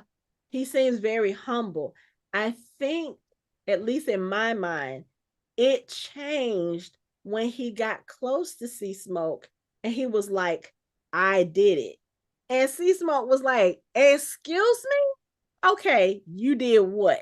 I really feel like that's what it was, because I think if he had kept his mouth shut. No, I think that's what it was. No, because you already know, Seasmoke already knew who his rider was. He'd been stalking him days prior. This right here was tricks, and he was wrong for what he did. He made that man believe he had a chance. He made them all believe he had a chance. He got them close enough so he can put the fire on. Because he already knew who his rider was. He been going to visit his rider every morning at work. I think you know what? Now that you say, yeah, because I do remember that he did see Seasmoke. He's been seeing Seasmoke. That's like, Seasmoke was seen flying over whatever. And it's like, well, that's what he normally does. Well, that's because that's what she said. No, and she said he's been doing that lately. So he's been over there like, hey, I'm over here. But then he didn't have to do what he did to this kind man, though.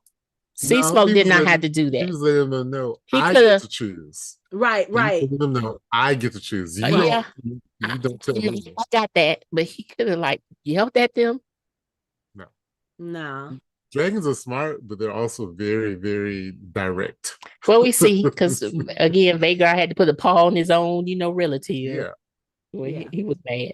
Yeah. So it was like, Seasmoke already knew who his rider was. He's just stalking him. And went after, especially after they tried the attempt, he was like, oh, y'all really about to put me with this dude? No, let me go get my rider right now. Yes, I can't wait any longer. That shit was so funny because they're all looking, and Alyn doesn't seem like you see Seasmoke flying around in the sky a lot. He's never been afraid of him. But Seasmoke has also never gotten that close. He keeps a respectful distance. Like, again, you would think as a dragon, oh, you know what? I can eat anything down here. But Seasmoke does seem kind of respectful of people. He stays away, stays in the air. But he was like, oh, y'all tried this shit? Okay, let me go get my rider. And when he starts swooping on the beach, and notice, he's swooping on the beach. He's not knocking over anything because you've got some vendors on the beach with their carts. He's not touching the cart.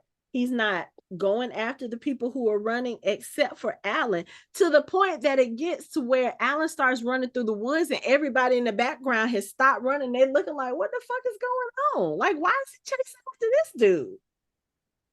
And just when he thinks he's gotten away, here comes Seasmoke right in his face and gets right up on him like, yeah, I think I'm going to go with you. I was like, oh, you know what it is? He sends that Velaryon in him. I was like, okay. Mm-hmm. Okay. And look, that's 50%. That's way more than whatever percentage of Targaryen blood Darklyn had. His half brother was Seasmoke's last rider. Mm-hmm.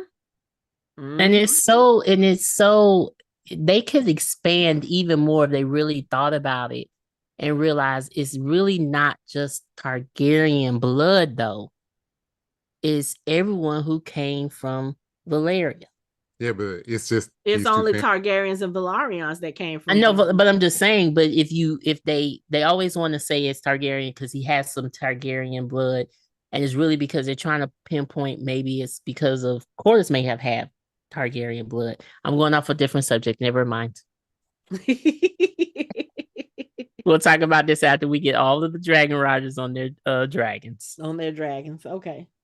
But yeah, so apparently Seasmoke has chosen his rider. So yeah, both and of couldn't the wait. brothers, right? Both of the brothers, in a sense, have been lifted up in this episode. You've got Addam, Salt and Sea, and you've got Alyn, who's about to be part of the Fire and Blood faction. Fire and Blood. Yeah. Mm-hmm. So, and then a bad joke. He doesn't want that smoke. Sorry, I couldn't help myself. Well, Mike's not here. I had to represent that's for good. Mike. That Smoke wanted him, and I love how at first he's so scared, but when he sees Seasmoke just kind of looking at him, you see his facial expression kind of relaxed, and then it kind of turns a little bit into awe. Like, wait, why is this like? This dragon is not attacking me. He's just sitting there looking at me. It's almost like you see something slowly clicking in him, like. And then we find out at the end when they come and tell Rhaenyra, they were like, so Seasmoke was seen flying over whatever the place was. And she was like, yeah, he does that, but he has a rider. She's like, what? And unfortunately, they think it's the Greens, but I'm like, how would the Greens even have come over here? Like, no. She did not hesitate. She went and got on Cyrax. Yeah, like, they were like, should we call the small council? She was like, fuck the small council, I'm going. Yeah. I need to find out what's going on. Meanwhile, baby girl's sitting there just pissed because everybody has a dragon but her. You know, I mean, that poor child. I mean, I feel bad for her. You know? You know, I'm kind of wondering, like, because they mentioned Rhaenyra earlier in the episode, and Corlys is the one who said Rhaenyra has tried, but none of the dragons here would have her. What is it about her that makes her so undesirable for the dragons? I feel so bad for her. I think it's because she really wants it. I think that it might be that she might be just a little bit too gentle-hearted to actually be a dragon rider and to actually fight. I think that might be it, but at the same time, maybe dragons know, and maybe there's something in her that once she gets on the dragon, she'd be worse than any of them, and maybe that it's the saving grace that she hasn't gotten a dragon. You know what? Yeah. Or maybe, you know, her dragon didn't hatch for her, like the egg didn't hatch. Yeah, that's true. And she hasn't been. It may be something in her needed to change. Or the dragon that she was supposed to have was taken from her, honestly. Yeah, Vhagar. So she didn't get an opportunity. So the one that she was supposed to be on had already was taken. And then the other ones was like, no, I don't feel you. So, you know, maybe the one that she sees in the veil may be her chance. Sheep stealer. Oh, is that the okay? Because I was wondering, I was like, which one is in the veil? I couldn't. Okay, sheep stealer. Yeah, but sheep stealer. Yeah, because I think they're combining her story with the character from the books Nettles, who took sheep stealer. I hope not. So, I think they are. I hope not, because you know Nettles was Daemon's lover. I think they are doing away with that and are going to. Okay, that makes me feel a little bit better, because that would be. Yeah, cool. I don't think they will. Yeah. If someone becomes his lover, it's going to be his old lover, who is now someone's new lover. remember, Fire and Blood. We have a lot of unreliable narrators. Yeah. But also Nettles was a child, so I was kind of wondering how they were going to navigate that. I was like, okay, they could age her up, but still it would be weird. So I mean, it was weird enough seeing him. Yeah. Okay. I think they're combining that story. Okay. Yeah. Well, since Michelle walked through that door, let's talk about this thing with Mysaria. Because Mysaria is proving herself very useful to Rhaenyra. Yes, she is. Very much so. She is the one who sent Elinda back to the Red Keep last week, and they've put this plan together to, let's get the Smallfolk talking about how unfair things are with the Targaryens, or with the Greens, I should say. And then let's go in and, you know, send them food. And it's a brilliant plan. Brilliant plan.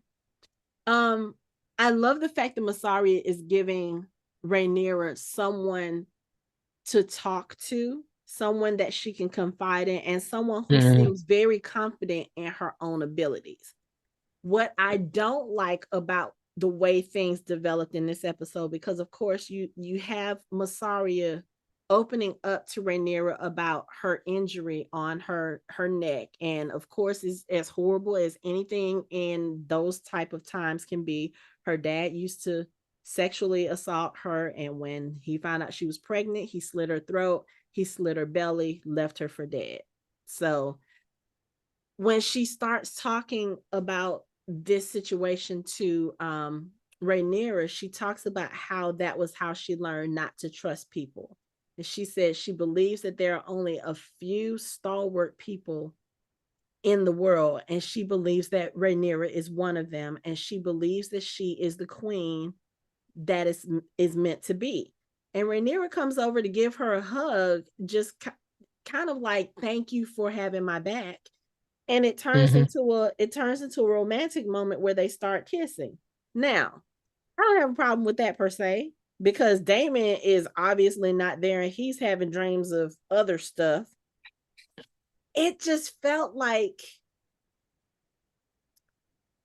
it came out of left field for me, because like you see the bond. They've been flirting. They've been flirting this whole time, especially when she had the sword and she's like, that's becoming of you. Yeah. Like, how do you say you look nice without saying you look nice? Right. Yeah. I don't even know if I looked at that as flirting. I was looking at it as, you are telling her this is the person you're supposed to be. Like, you look like a warrior right now. That too. That too. So it was both though. It was telling her like, this is you. You know what I'm saying? And you didn't see, and then earlier it was like actually three different things she was saying. Like, you can carry a big stick too. You know, like, you got this, and also you are you are the leader. You're the queen. But also that is a look on you, honey. That is a look on you. Yeah. They've been having that like, flirtation. Well, see, yeah, okay. it's even the time when they were outside and she came up to her to sort of like console her, I swear they were about to start holding hands. So that was okay, but that was in this episode. So I started seeing it in this episode, but for it to go from that to a kiss in a short okay, we had this we've had this conversation with the boys too, with Colin and Frenchie. I just feel that like was a big jump. There should have been a little bit more build up, because I felt like what we've seen of them in the first few episodes of this season was them establishing a bond, a trust, a sisterhood. That's the way I looked at it at first. I didn't look at it as flirting. I started noticing the flirting in this one, because it was kind of like the way Rhaenyra would look at her, because they had, I think, 3 major scenes in this episode. So I started noticing it, but then when it went from that to the kiss, and then it was like also after this really horrible retelling, it felt weird to me. I was like, they could have moved it to the next episode. I would have been okay.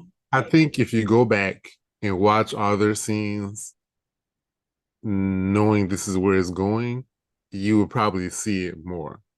Well, see, that's the thing. I know that this is kind of sort of where it's going to end up. But you don't, she's trying to say is you don't need to, you shouldn't have to go back. But I always saw like a connection with them that was different. That's why she's easy to open up to for Rhaenyra. And also now, because they have the shared experience of Daemon, so they can kind of and talk and be open, and but my thing would be if they were in bed. I think that would have been the jump. Like, the kiss is not, because they were in a high emotional state. And I always feel like when people are in a high emotional state, and when they get to it's a very intimate moment. It doesn't matter. It doesn't matter if it's sexual or not. It's a very intimate moment.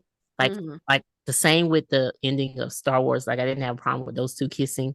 Can't think of their names right now. Rey and Kylo. Because it was an intense emotional moment. And then when they hugged, they felt that chemistry and that connection. Okay, but I'm gonna stop you there because now if they jumped in bed, I would have been like, man, that's a big jump. Next, they're talking about her dad, and then next, they making out in the bed naked. But okay, that's not even. But this is you can't even compare those two, because with Kylo and Rey, they had been building on that the last two movies. So it's kind of like, but it's one of those things where you would have to go back to, because they were building on that, and yes, they again was having intimate moments, but no one would think that they would start kissing. Oh no. I fully saw where that was going in the second movie. I was like, oh, they're about to try to push this. So just coming back here, I'm just saying because of the moment is believable. That's how a lot of people get in trouble too. Yeah. Because they cheat on people because they be sometimes in the moment. I get that. Excitable moment, emotional moment. I didn't feel the connection. If they had waited till the next episode and there had been a little bit more, like maybe one more really emotional scene, I would have seen it. But it's like, and it wasn't unbelievable, or because I already thought that Rhaenyra already had a relationship with Alicent. Yeah, and we did and I really believe that it's easy for her to, I don't want to I'm trying not to be stereotypical, but it seemed like it would be easy for her to fall in love with a woman because she was already in love with a woman before. We pump the brakes here. We are not calling this love yet. However, y'all understand what I'm saying. I understand what you're saying. Yeah, and that she's open to it. So and that's what I'm saying. Like, it was a moment. Now, this is the only person right now that she could be completely honest with and vulnerable with. Daemon is not around, and they go up and down with their relationship. She is sharing with her son, but she can't be too vulnerable with him because she's trying to be strong for her son. She has no one. Like, Rhaenys is gone, and she wasn't doing that with her. Like, this is the only person that she can be completely naked with, and the person then responds back with you and is completely naked. This is a vulnerable moment for both of them. But I just feel like it feels a little rushed to me. Like, if they had done this in the next episode, I would have been fine with it. But it feels a little too rushed to me. And if they did it in the next episode, then I know they're doing wrong because they had a chance to think about it. See, this is something you didn't think about, and it happened to you. But next episode, y'all talking and y'all rubbing hands. You're a married woman. And we also have to be careful of putting our present day feelings and beliefs into this time period or wherever this is, because they have a whole different view of relationships in this world. Like this, how you say, well, she's a married woman. Well, that don't really mean anything. No, I'm just throwing it out. I don't really care. I really don't. I really care. Right? Because for me, I feel like Daemon is about to have a relationship with Alice. Yeah, Rivers. But to me, they feel like they've been the two. That to me feels believable. But the thing is, they're not even flirting. But again, I feel the same way with both of them. Like, they're both like letting it open for someone else, except for he's not getting the same back. I think maybe for me, interesting. They are basically both doing the same thing. They are. Yeah, they are. They really are. But I think the thing for me is with Daemon and Alice, it seems like, and again, going back to what she may or may not be doing to his food, his drink, he's been more vulnerable with her over the last few episodes. So that's why I can see it more. It's one-sided. With Rhaenyra and with Mysaria, you're just now seeing that vulnerability with both of them in this episode, because it was still kind of business-like up until this episode. I don't know. It seemed like Rhaenyra was being vulnerable to her a few other times, other than this episode. And she and Mysaria has not. Yeah. I felt that she's been vulnerable. It seems like there were times when she was going to, and she didn't say anything. But I feel like she was vulnerable when the first time when she even went to her when she was in prison. Yeah, she was. She was. I don't know if I feel like she just, because at that point she was all out of sorts. And you can't come to a prisoner and you not have the front up. And she didn't have the front up. But like she knew what she was doing, to be honest with you. But she been walking around like she don't know what she doing. Who, Rhaenyra? Yeah. Until she slapped that dude. Right. Because she was like, you know what? These people around here need to fear me. I think it is my fault that you have forgotten to fear me. Yeah. Okay. Yeah. She realized they've been talking out of the pocket to her from the moment they created their little black council. Yep. And she finally is like, no, I'm done with this. Right. Yeah. So but I see what I do see what you're saying. It's just, I don't know. I felt it. I guess I needed just a tinge.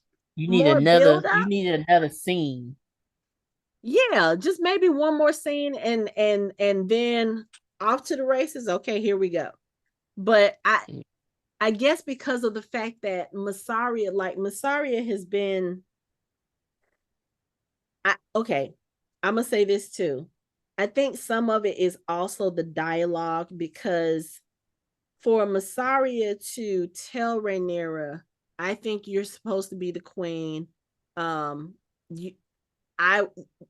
will serve you. And then for it to go into that, it feels a little off to me. And I think that's probably what it is too, because it's like you're taking a moment, and yes, unexpected romances happen in vulnerable moments and whatnot, but it's almost like you're taking a situation where this person just told you an incredibly personal and horrible story about what she went through due to sexual trauma. And then you take her saying, look, I believe in you. I will serve you. You are my queen. And then for it to happen that way, it feels a little bit like taking advantage of the situation, which I don't think that was the intent. It was meant as a moment of comfort between these two people who was just kind of like, wait, this feels nice. Maybe I can do this. It, like I said, if I had one more scene of them together and breaking down kind of those vulnerabilities, I think it wouldn't feel so rushed. But right now it feels rushed. And I realize, yes, we only have 2 episodes left in this season, which has thrown me, because I was still sitting here thinking we had a 10 episode season. So I realized the timeline on certain things has to rush, but yeah, it just felt it felt a little too quick to me. Okay. And I can see that too, because she's basically saying, I will follow you. But I think Rhaenyra was looking like, oh my gosh, someone who actually believed in me too. Yeah, she's not looking at it. You're coming off a little bit of a little predator, because someone was vulnerable in a different way, and you didn't give him the space. Yeah, and I think that's what actually. I think she was just too. She was just too into time, give both of them some time to sit with that truth, because I can guarantee you Mysaria has probably never told that story to anyone, right? So but then Rhaenyra never fully had someone say, I believe in you, and it not be other issues involved. Yeah. It reminded me a lot of Varys telling his story in Game of Thrones. It reminded me a lot of that. Yeah. And it was also very much like Larys telling his story to he was crying, because he cried. I mean, he was being open to Aegon too. Yeah. So, but going back to Rhaenyra and her vulnerability, I think the problem with Rhaenyra, she has people who believe in her. At least her son does. But they do. I think Jace is looking at it from a very realistic point of view. They've been saying since the beginning of this season, this war will not be won with dragons alone. And Jace is literally pointing out, we don't have an army. So if we're going to win, we need another dragon, because that's the only way we're going to do this at this point. We need Daemon and what he's supposed to provide. Now, I get it from Rhaenyra. She's so sick about everybody saying, well, have you heard from Daemon? Have you heard from Daemon? And I think, if I remind me or correct me if I'm wrong, this is the first time she's actually said something that's even remotely negative about Daemon since all of this happened, right?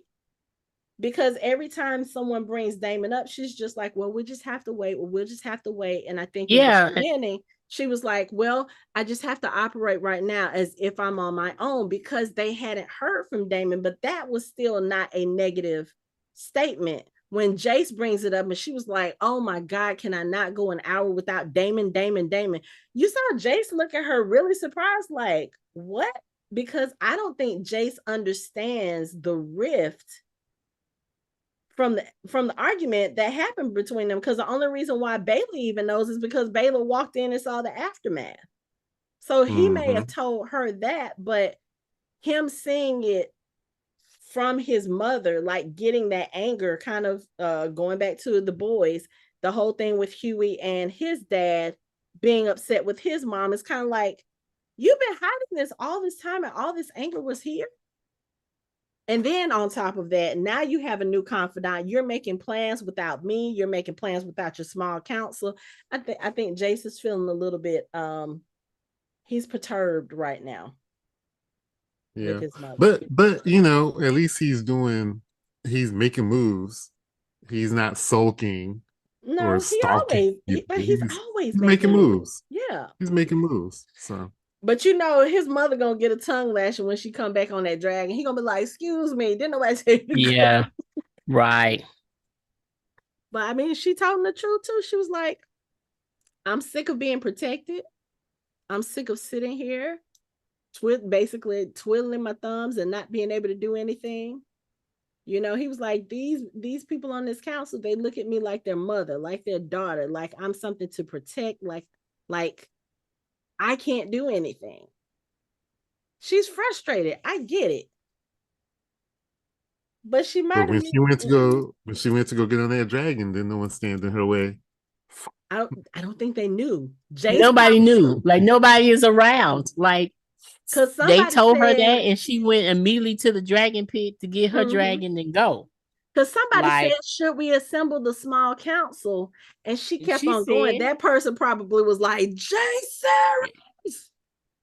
Yeah, she was gone. Because she's sitting here thinking that the Greens, how they get so close to me? And how they get so close to claim a dragon? Yeah. So yeah, she's probably going out with murder in her eyes, which is going to be interesting when they finally meet up next week. Because she's probably going to be like, you stole a dragon? He's going to be like, nope, that dragon chose me. I was chosen. And it goes back to the question that she's not going to know who he is. She doesn't know who he is. She going to find out though. Because her new hand is going to have to say something. You're going to have to say something. He's going to have to at this point. The issue is going to be forced. And she's going to have to raise him up. She's going to have to legitimize him. Yeah, which means Corliss is going to have to get okay about a whole bunch of things real quick. Very quickly. Oh, then, then his granddaughter is going to be like, wait, what happened? No, they'll be fine. Well, at least he can have Driftmark. Yeah, baby's probably going to be like, oh, see that? Oh, yes, you go right on ahead. Brother, that's my brother. How about that? or uncle. In the immortal words of Cardi B about 4 years ago, she said, "I would much rather be rich than famous and out front." So there you go. They're like, "I'll just take the money. I'm gonna go over here. I'm gonna get my Louis, and I'll be fine. Y'all can have the council." That's the girls right there. Well, not girls. That's just Baylor, because Rhaenyra is probably going to find out. She might be pissed. Well, okay, I'll give you that. She's going to live with a dragon anyway, so I don't think she's going to mind. Yeah, she's over by the time word gets to her, she's going to have a dragon. You got a big dragon over here. You've been misleading me, Lady Jane. No. Oh, yeah, that was funny. She was not happy at all. She was pissed. She was. You can't blame her either. I mean, seriously. Yeah, but at the same time, it's kind of like she said, "You do have a dragon on the veil." Yes, but you know what? That one is not tame. That one could attack me as well as protect me, so we don't claim him. I mean, if you're gonna have a huge ass dragon flying around your skies, you kind of need to warn some people. She didn't say shit to nobody. She didn't tell nobody. She didn't tell the people who got the dragons. She didn't say nothing to nobody. Oh yeah, it's been a while. Just coming in, stealing sheep. It is what it is. You could have said something.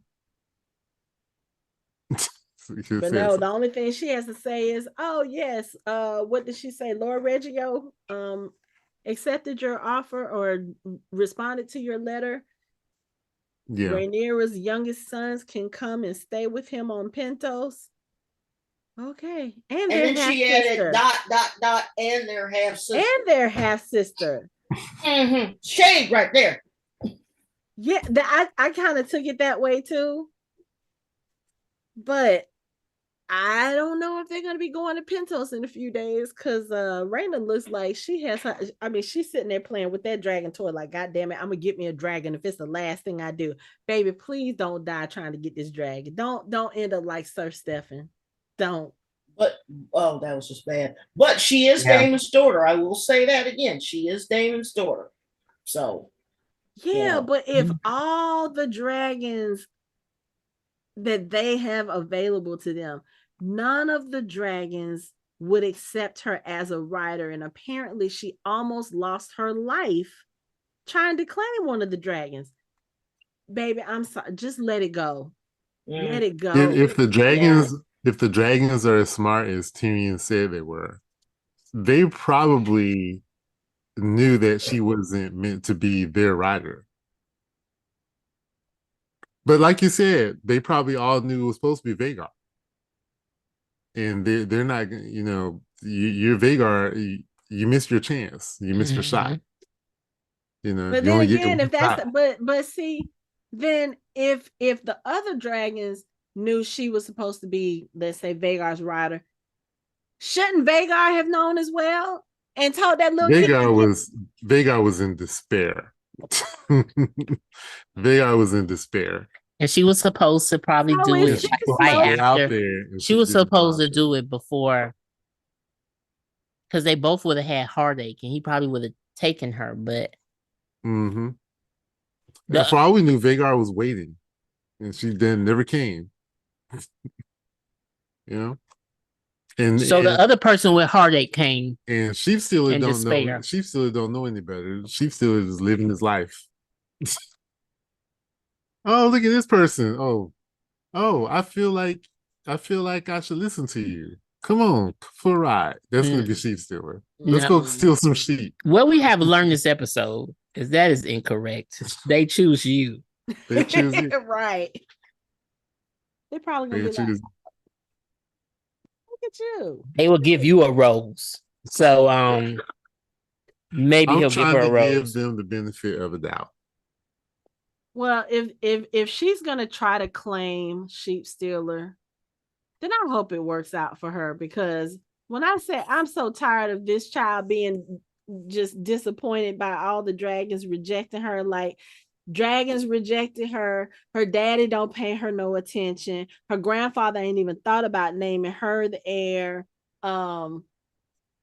Stepmama / auntie then sent her off to be the babysitter of the kid. Like, that is not her auntie. That is her niece. Do the math. That's her niece. Wait. My brain is not functioning right now, Lori. I can't. I'm not lying. I can't. The queen is technically her niece and her stepmom. That's not her auntie. Okay. You might be right. I can't think about it right now. God. Wait a minute. Okay, hold on. Stop. No, we're not going to do this Hungarian-ness. You realize this is one of my favorite things about the show, right? Wait a minute. No. You're right. No, cousin. That's I'm about to say cousin. Yes, that's her cousin. Yes, cousin. Okay. What I was going to say is I need a scene where instead of the dragon choosing her or her choosing the dragon, let's see them choose each other. Let's have something sweet like that. You think we're gonna get? Because I'm like, you think we're gonna get sweet out of a dragon?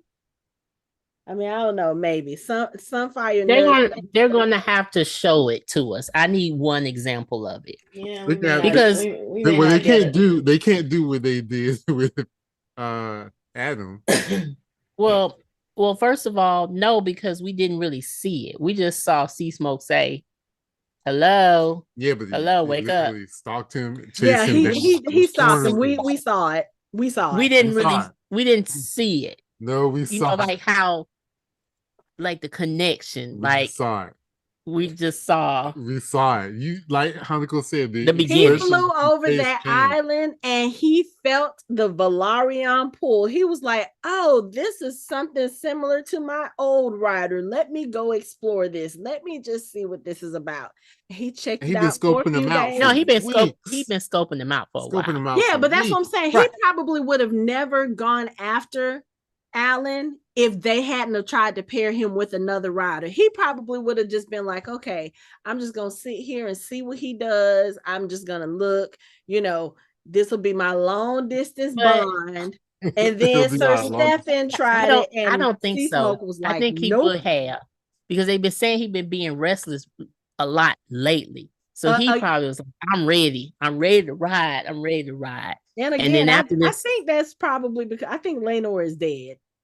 Finally dead. I still don't think so. I mean, it's been 20-something years. It's not. Yeah, it wouldn't be out of the. I'm not saying it's not out of the realm of possibility. I'm just saying. But he knows his rider's never coming back. He knows his rider's not coming back. And I think the restlessness. I think they're all kind of getting restless, especially after Malice and Sunfire, because again, they are kind of connected. There is magic there. Yeah. And they are smarter than and Seasmoke wants his rider. He's ready. He's ready. And, all this business going on. And he's lonely. Yeah. And he's one of the ones that had a rider. He doesn't have a rider. I just want to see the magic happen. And I think we're gonna see that with you did see the magic happen. We didn't see the look on Alyn's face and then the look on Seasmoke's Okay, and then face. I wanted to see him get on Seasmoke and take their first ride. Well, no, that takes away from that's next episode. That's next episode. We'll probably see. We're gonna see how it happened. I hope so. Are we gonna see that with the with Sheep Stiller? We're gonna see with Sheep Stiller. Oh, okay. I will say this: if Daemon don't get his ass together and get out of Harrenhal, Caraxes is gonna find him another. Caraxes is like, deuces. I'm gonna find me a rider, dude. That's true.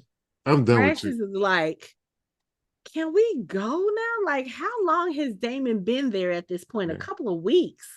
I think Caraxes is feeling Daemon's uneasiness. That's why Caraxes is restless. Yeah, Caraxes is like, excuse me, I don't know what the fuck is going on in your mind, but you affected me. We need to go.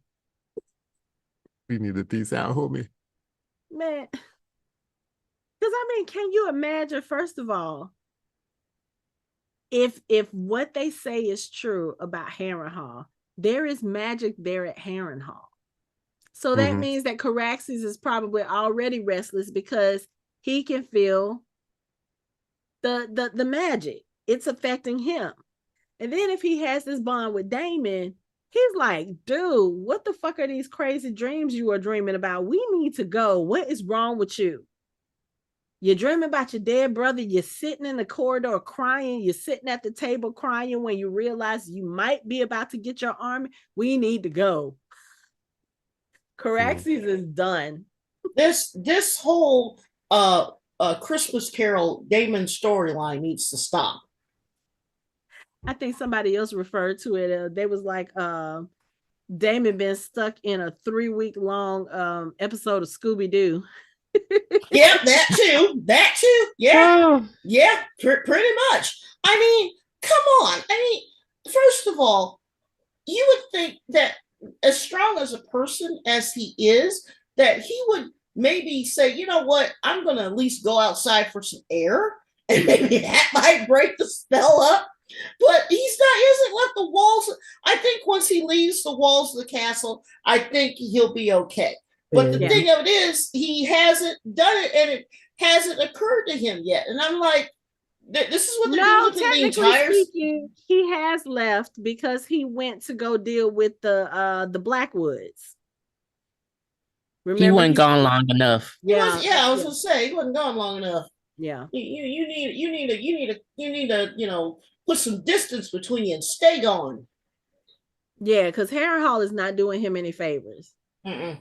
No, but, and I'm really tired of this whole storyline, though. Maybe he'll leave once Sir Alfred gets there, because Sir Alfred is on his way there to kind of see what's going on. Like, you still with Rhaenyra, or you about to do your own thing? Like, we just kind of need to know what direction we need to go. So maybe once that happens, he'll think about it and he'll turn back around, and he's either gonna do his own claim or he's gonna go back to Rhaenyra, which I don't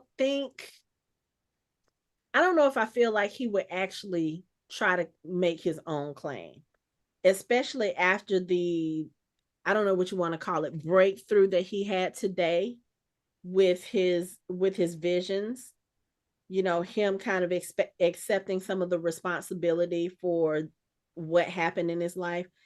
Maybe he'll go back to Rhaenyra, or maybe he'll just stay gone and be like, okay, hey, I'm sending you your armies, but I'm not ready to come back home yet.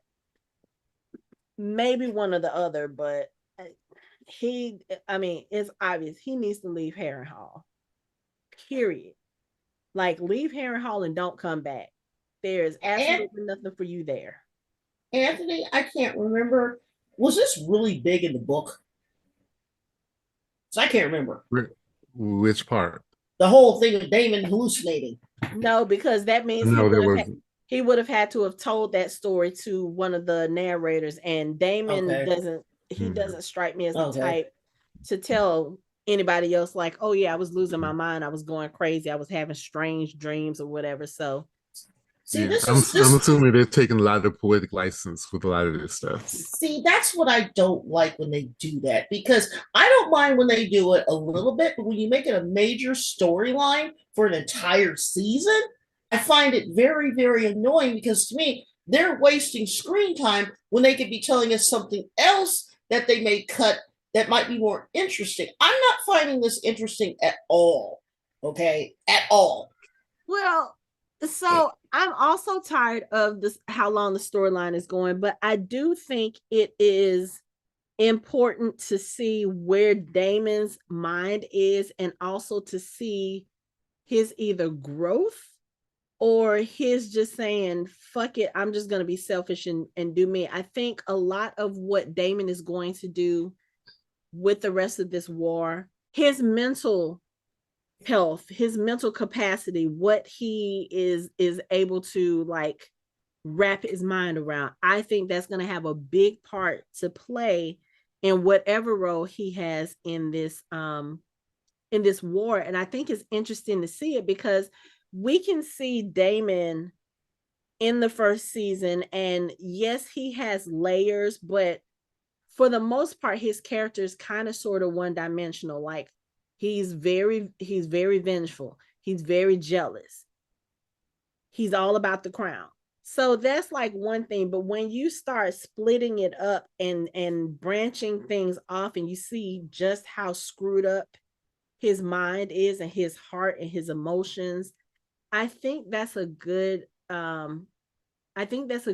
story for us to see, but I think they need to start wrapping it up. 2 episodes, 2, maybe 3, not the entire season. I think they stretched it out as far as they could because it's like they had to give him something to do, but they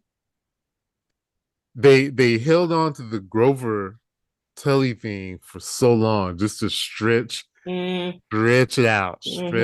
Like so many things have happened in just him just sitting there doing absolutely nothing, really. Like he really hasn't gotten the River Lords to be honest. His whole point of being there has taken so long that we're all just kind of like tired at this point. It's time for something to happen, but I think they realize that. It's just that it's taken a whole season for us to get to this point. Yeah, okay, I can see that, but again, don't do it the entire season. Well, I think the other thing too is, if I remember correctly from the books, like there isn't a lot of information about Daemon and what he does at Harrenhal, but there's a lot of information about what the Greens are doing, what the Blacks are doing. This takes place over several weeks. So it's kind of like we have to be able to tell that story, because those are the parts that are like building up to everything. Right. Yeah, and granted, even though we know that there's going to be a big battle at Harrenhal, you can't just, because they could have easily just had Daemon go to Harrenhal and then we wouldn't have seen him these last 3 or 4 episodes. And I think people would have been upset. The one thing about this is Matt Smith is a really good ass actor, and he has been playing his role. Like, there's only so much you can do with that kind of story, but he has shown us all of the different emotions of Daemon. He has shown us just the different conflicts that Daemon has had. And I think, again, I think that's very important for us to see, because that's going to show us what his state of mind is once, if Kristen Cole makes it to Harrenhal, or if Aemond makes it to Harrenhal with Vhagar, it's going to show us, okay, so he went through all of this and this is the result. Matt Smith is not only a tremendous actor, he was the youngest doctor in Doctor Who universe. He was 26 when they gave him the role. Okay. He is a phenomenal talent, but they're wasting it on the storyline. I don't think so. I think it's good. As Hanako said, they had to fill in the gaps for him, because like she said, all the things that's going on everywhere else, there isn't a lot about what is happening at Harrenhal. There isn't. So, well, I know, and I gotta go back. I gotta go back and read it. I just have been avoiding it because I kind of don't want to spoil myself, because I've read the book twice now, I think it is, but it's been at least 2 years since I've read it. So, yeah, I don't remember certain things, but I'm enjoying it, But it's just like, okay, it's slow paced, because there's certain things that I want to happen, but I know it can't happen until next season or the season after that, because I think we're going to get 5 seasons out of this. We don't need 5 seasons. It's going to be 4. It's one more season, and because next season, no, it's going to be 3. 3. I don't think they can wrap it up in 3. Yeah, they can't make this go longer than another season. Well, okay, they can't make it go longer with the current cast, because if they get rid of the current cast and do the latter part, then yeah, they can go another 3 seasons. Because I think they're probably going to do another time jump at the end of the season. Yeah, they have to. Yeah, because we need to see certain things, like where Allison winds up and a whole bunch of different things like that. So, yeah. Because they're going to spend all next season with Darion and Tesseron.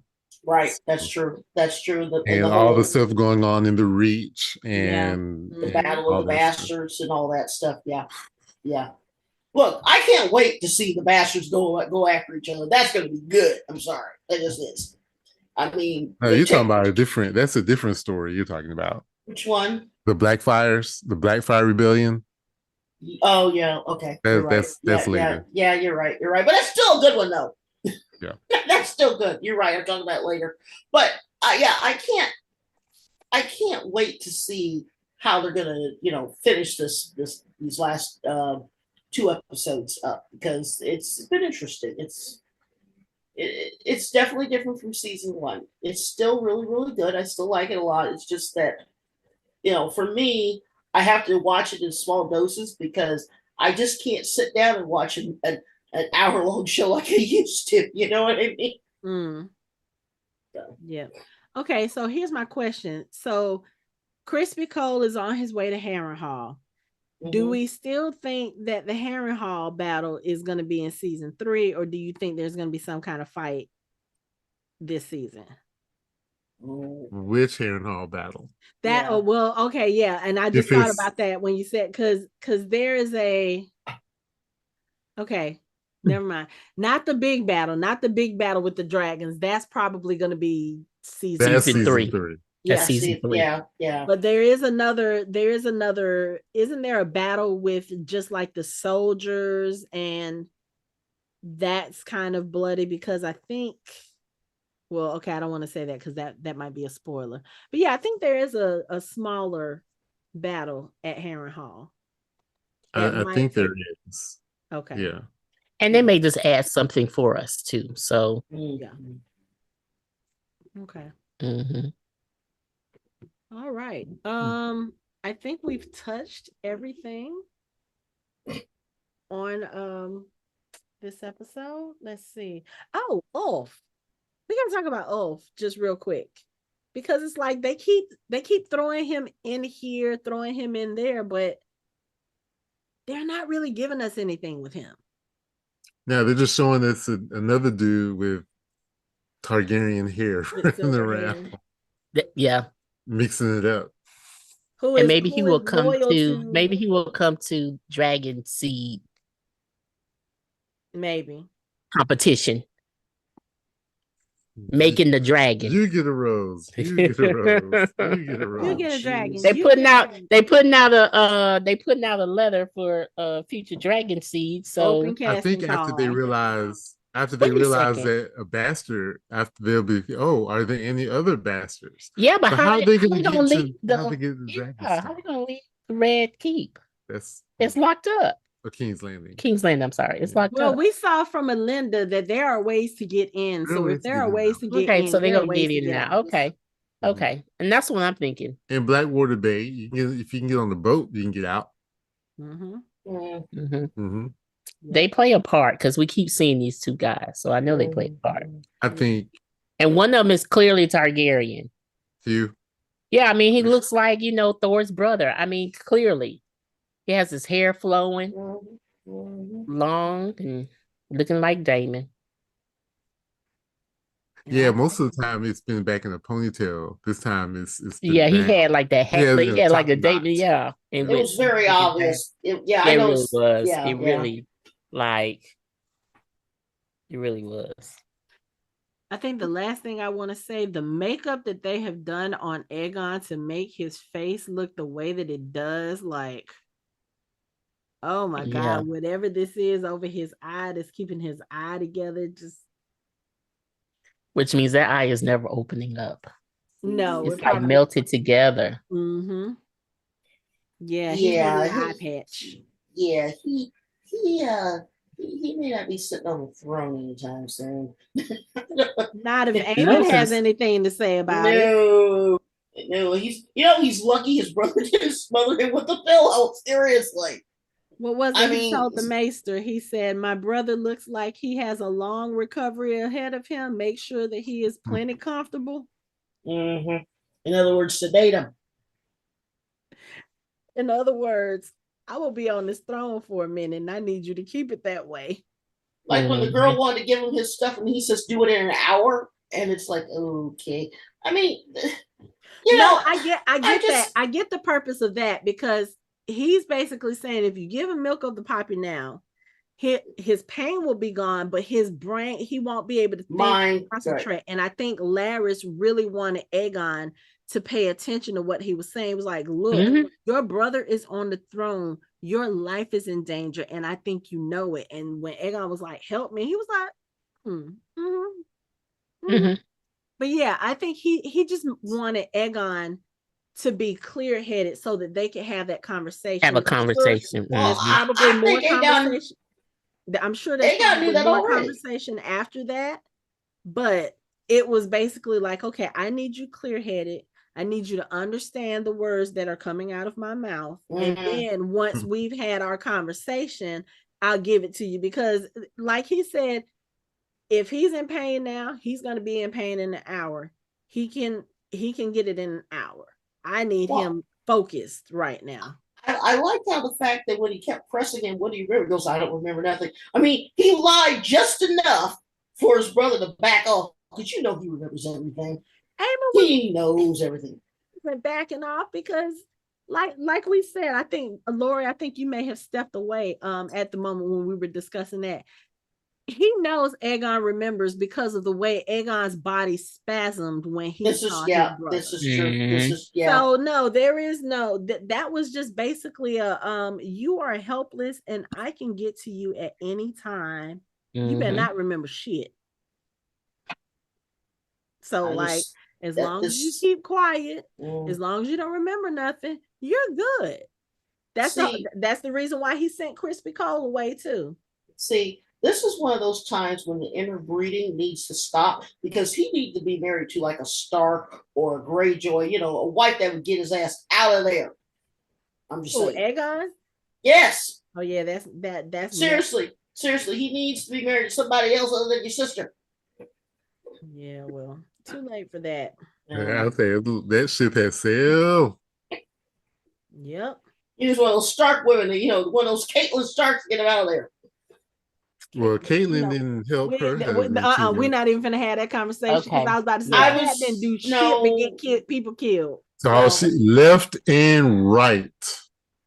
So yeah, let's not have that. Okay, maybe not that Stark. Maybe a different Stark. How about that? I'll say Caitlyn was a Tully though. We know how those Tullys go. Oh, that's right. She wasn't she? Forgot all about that. Oh, flow chart.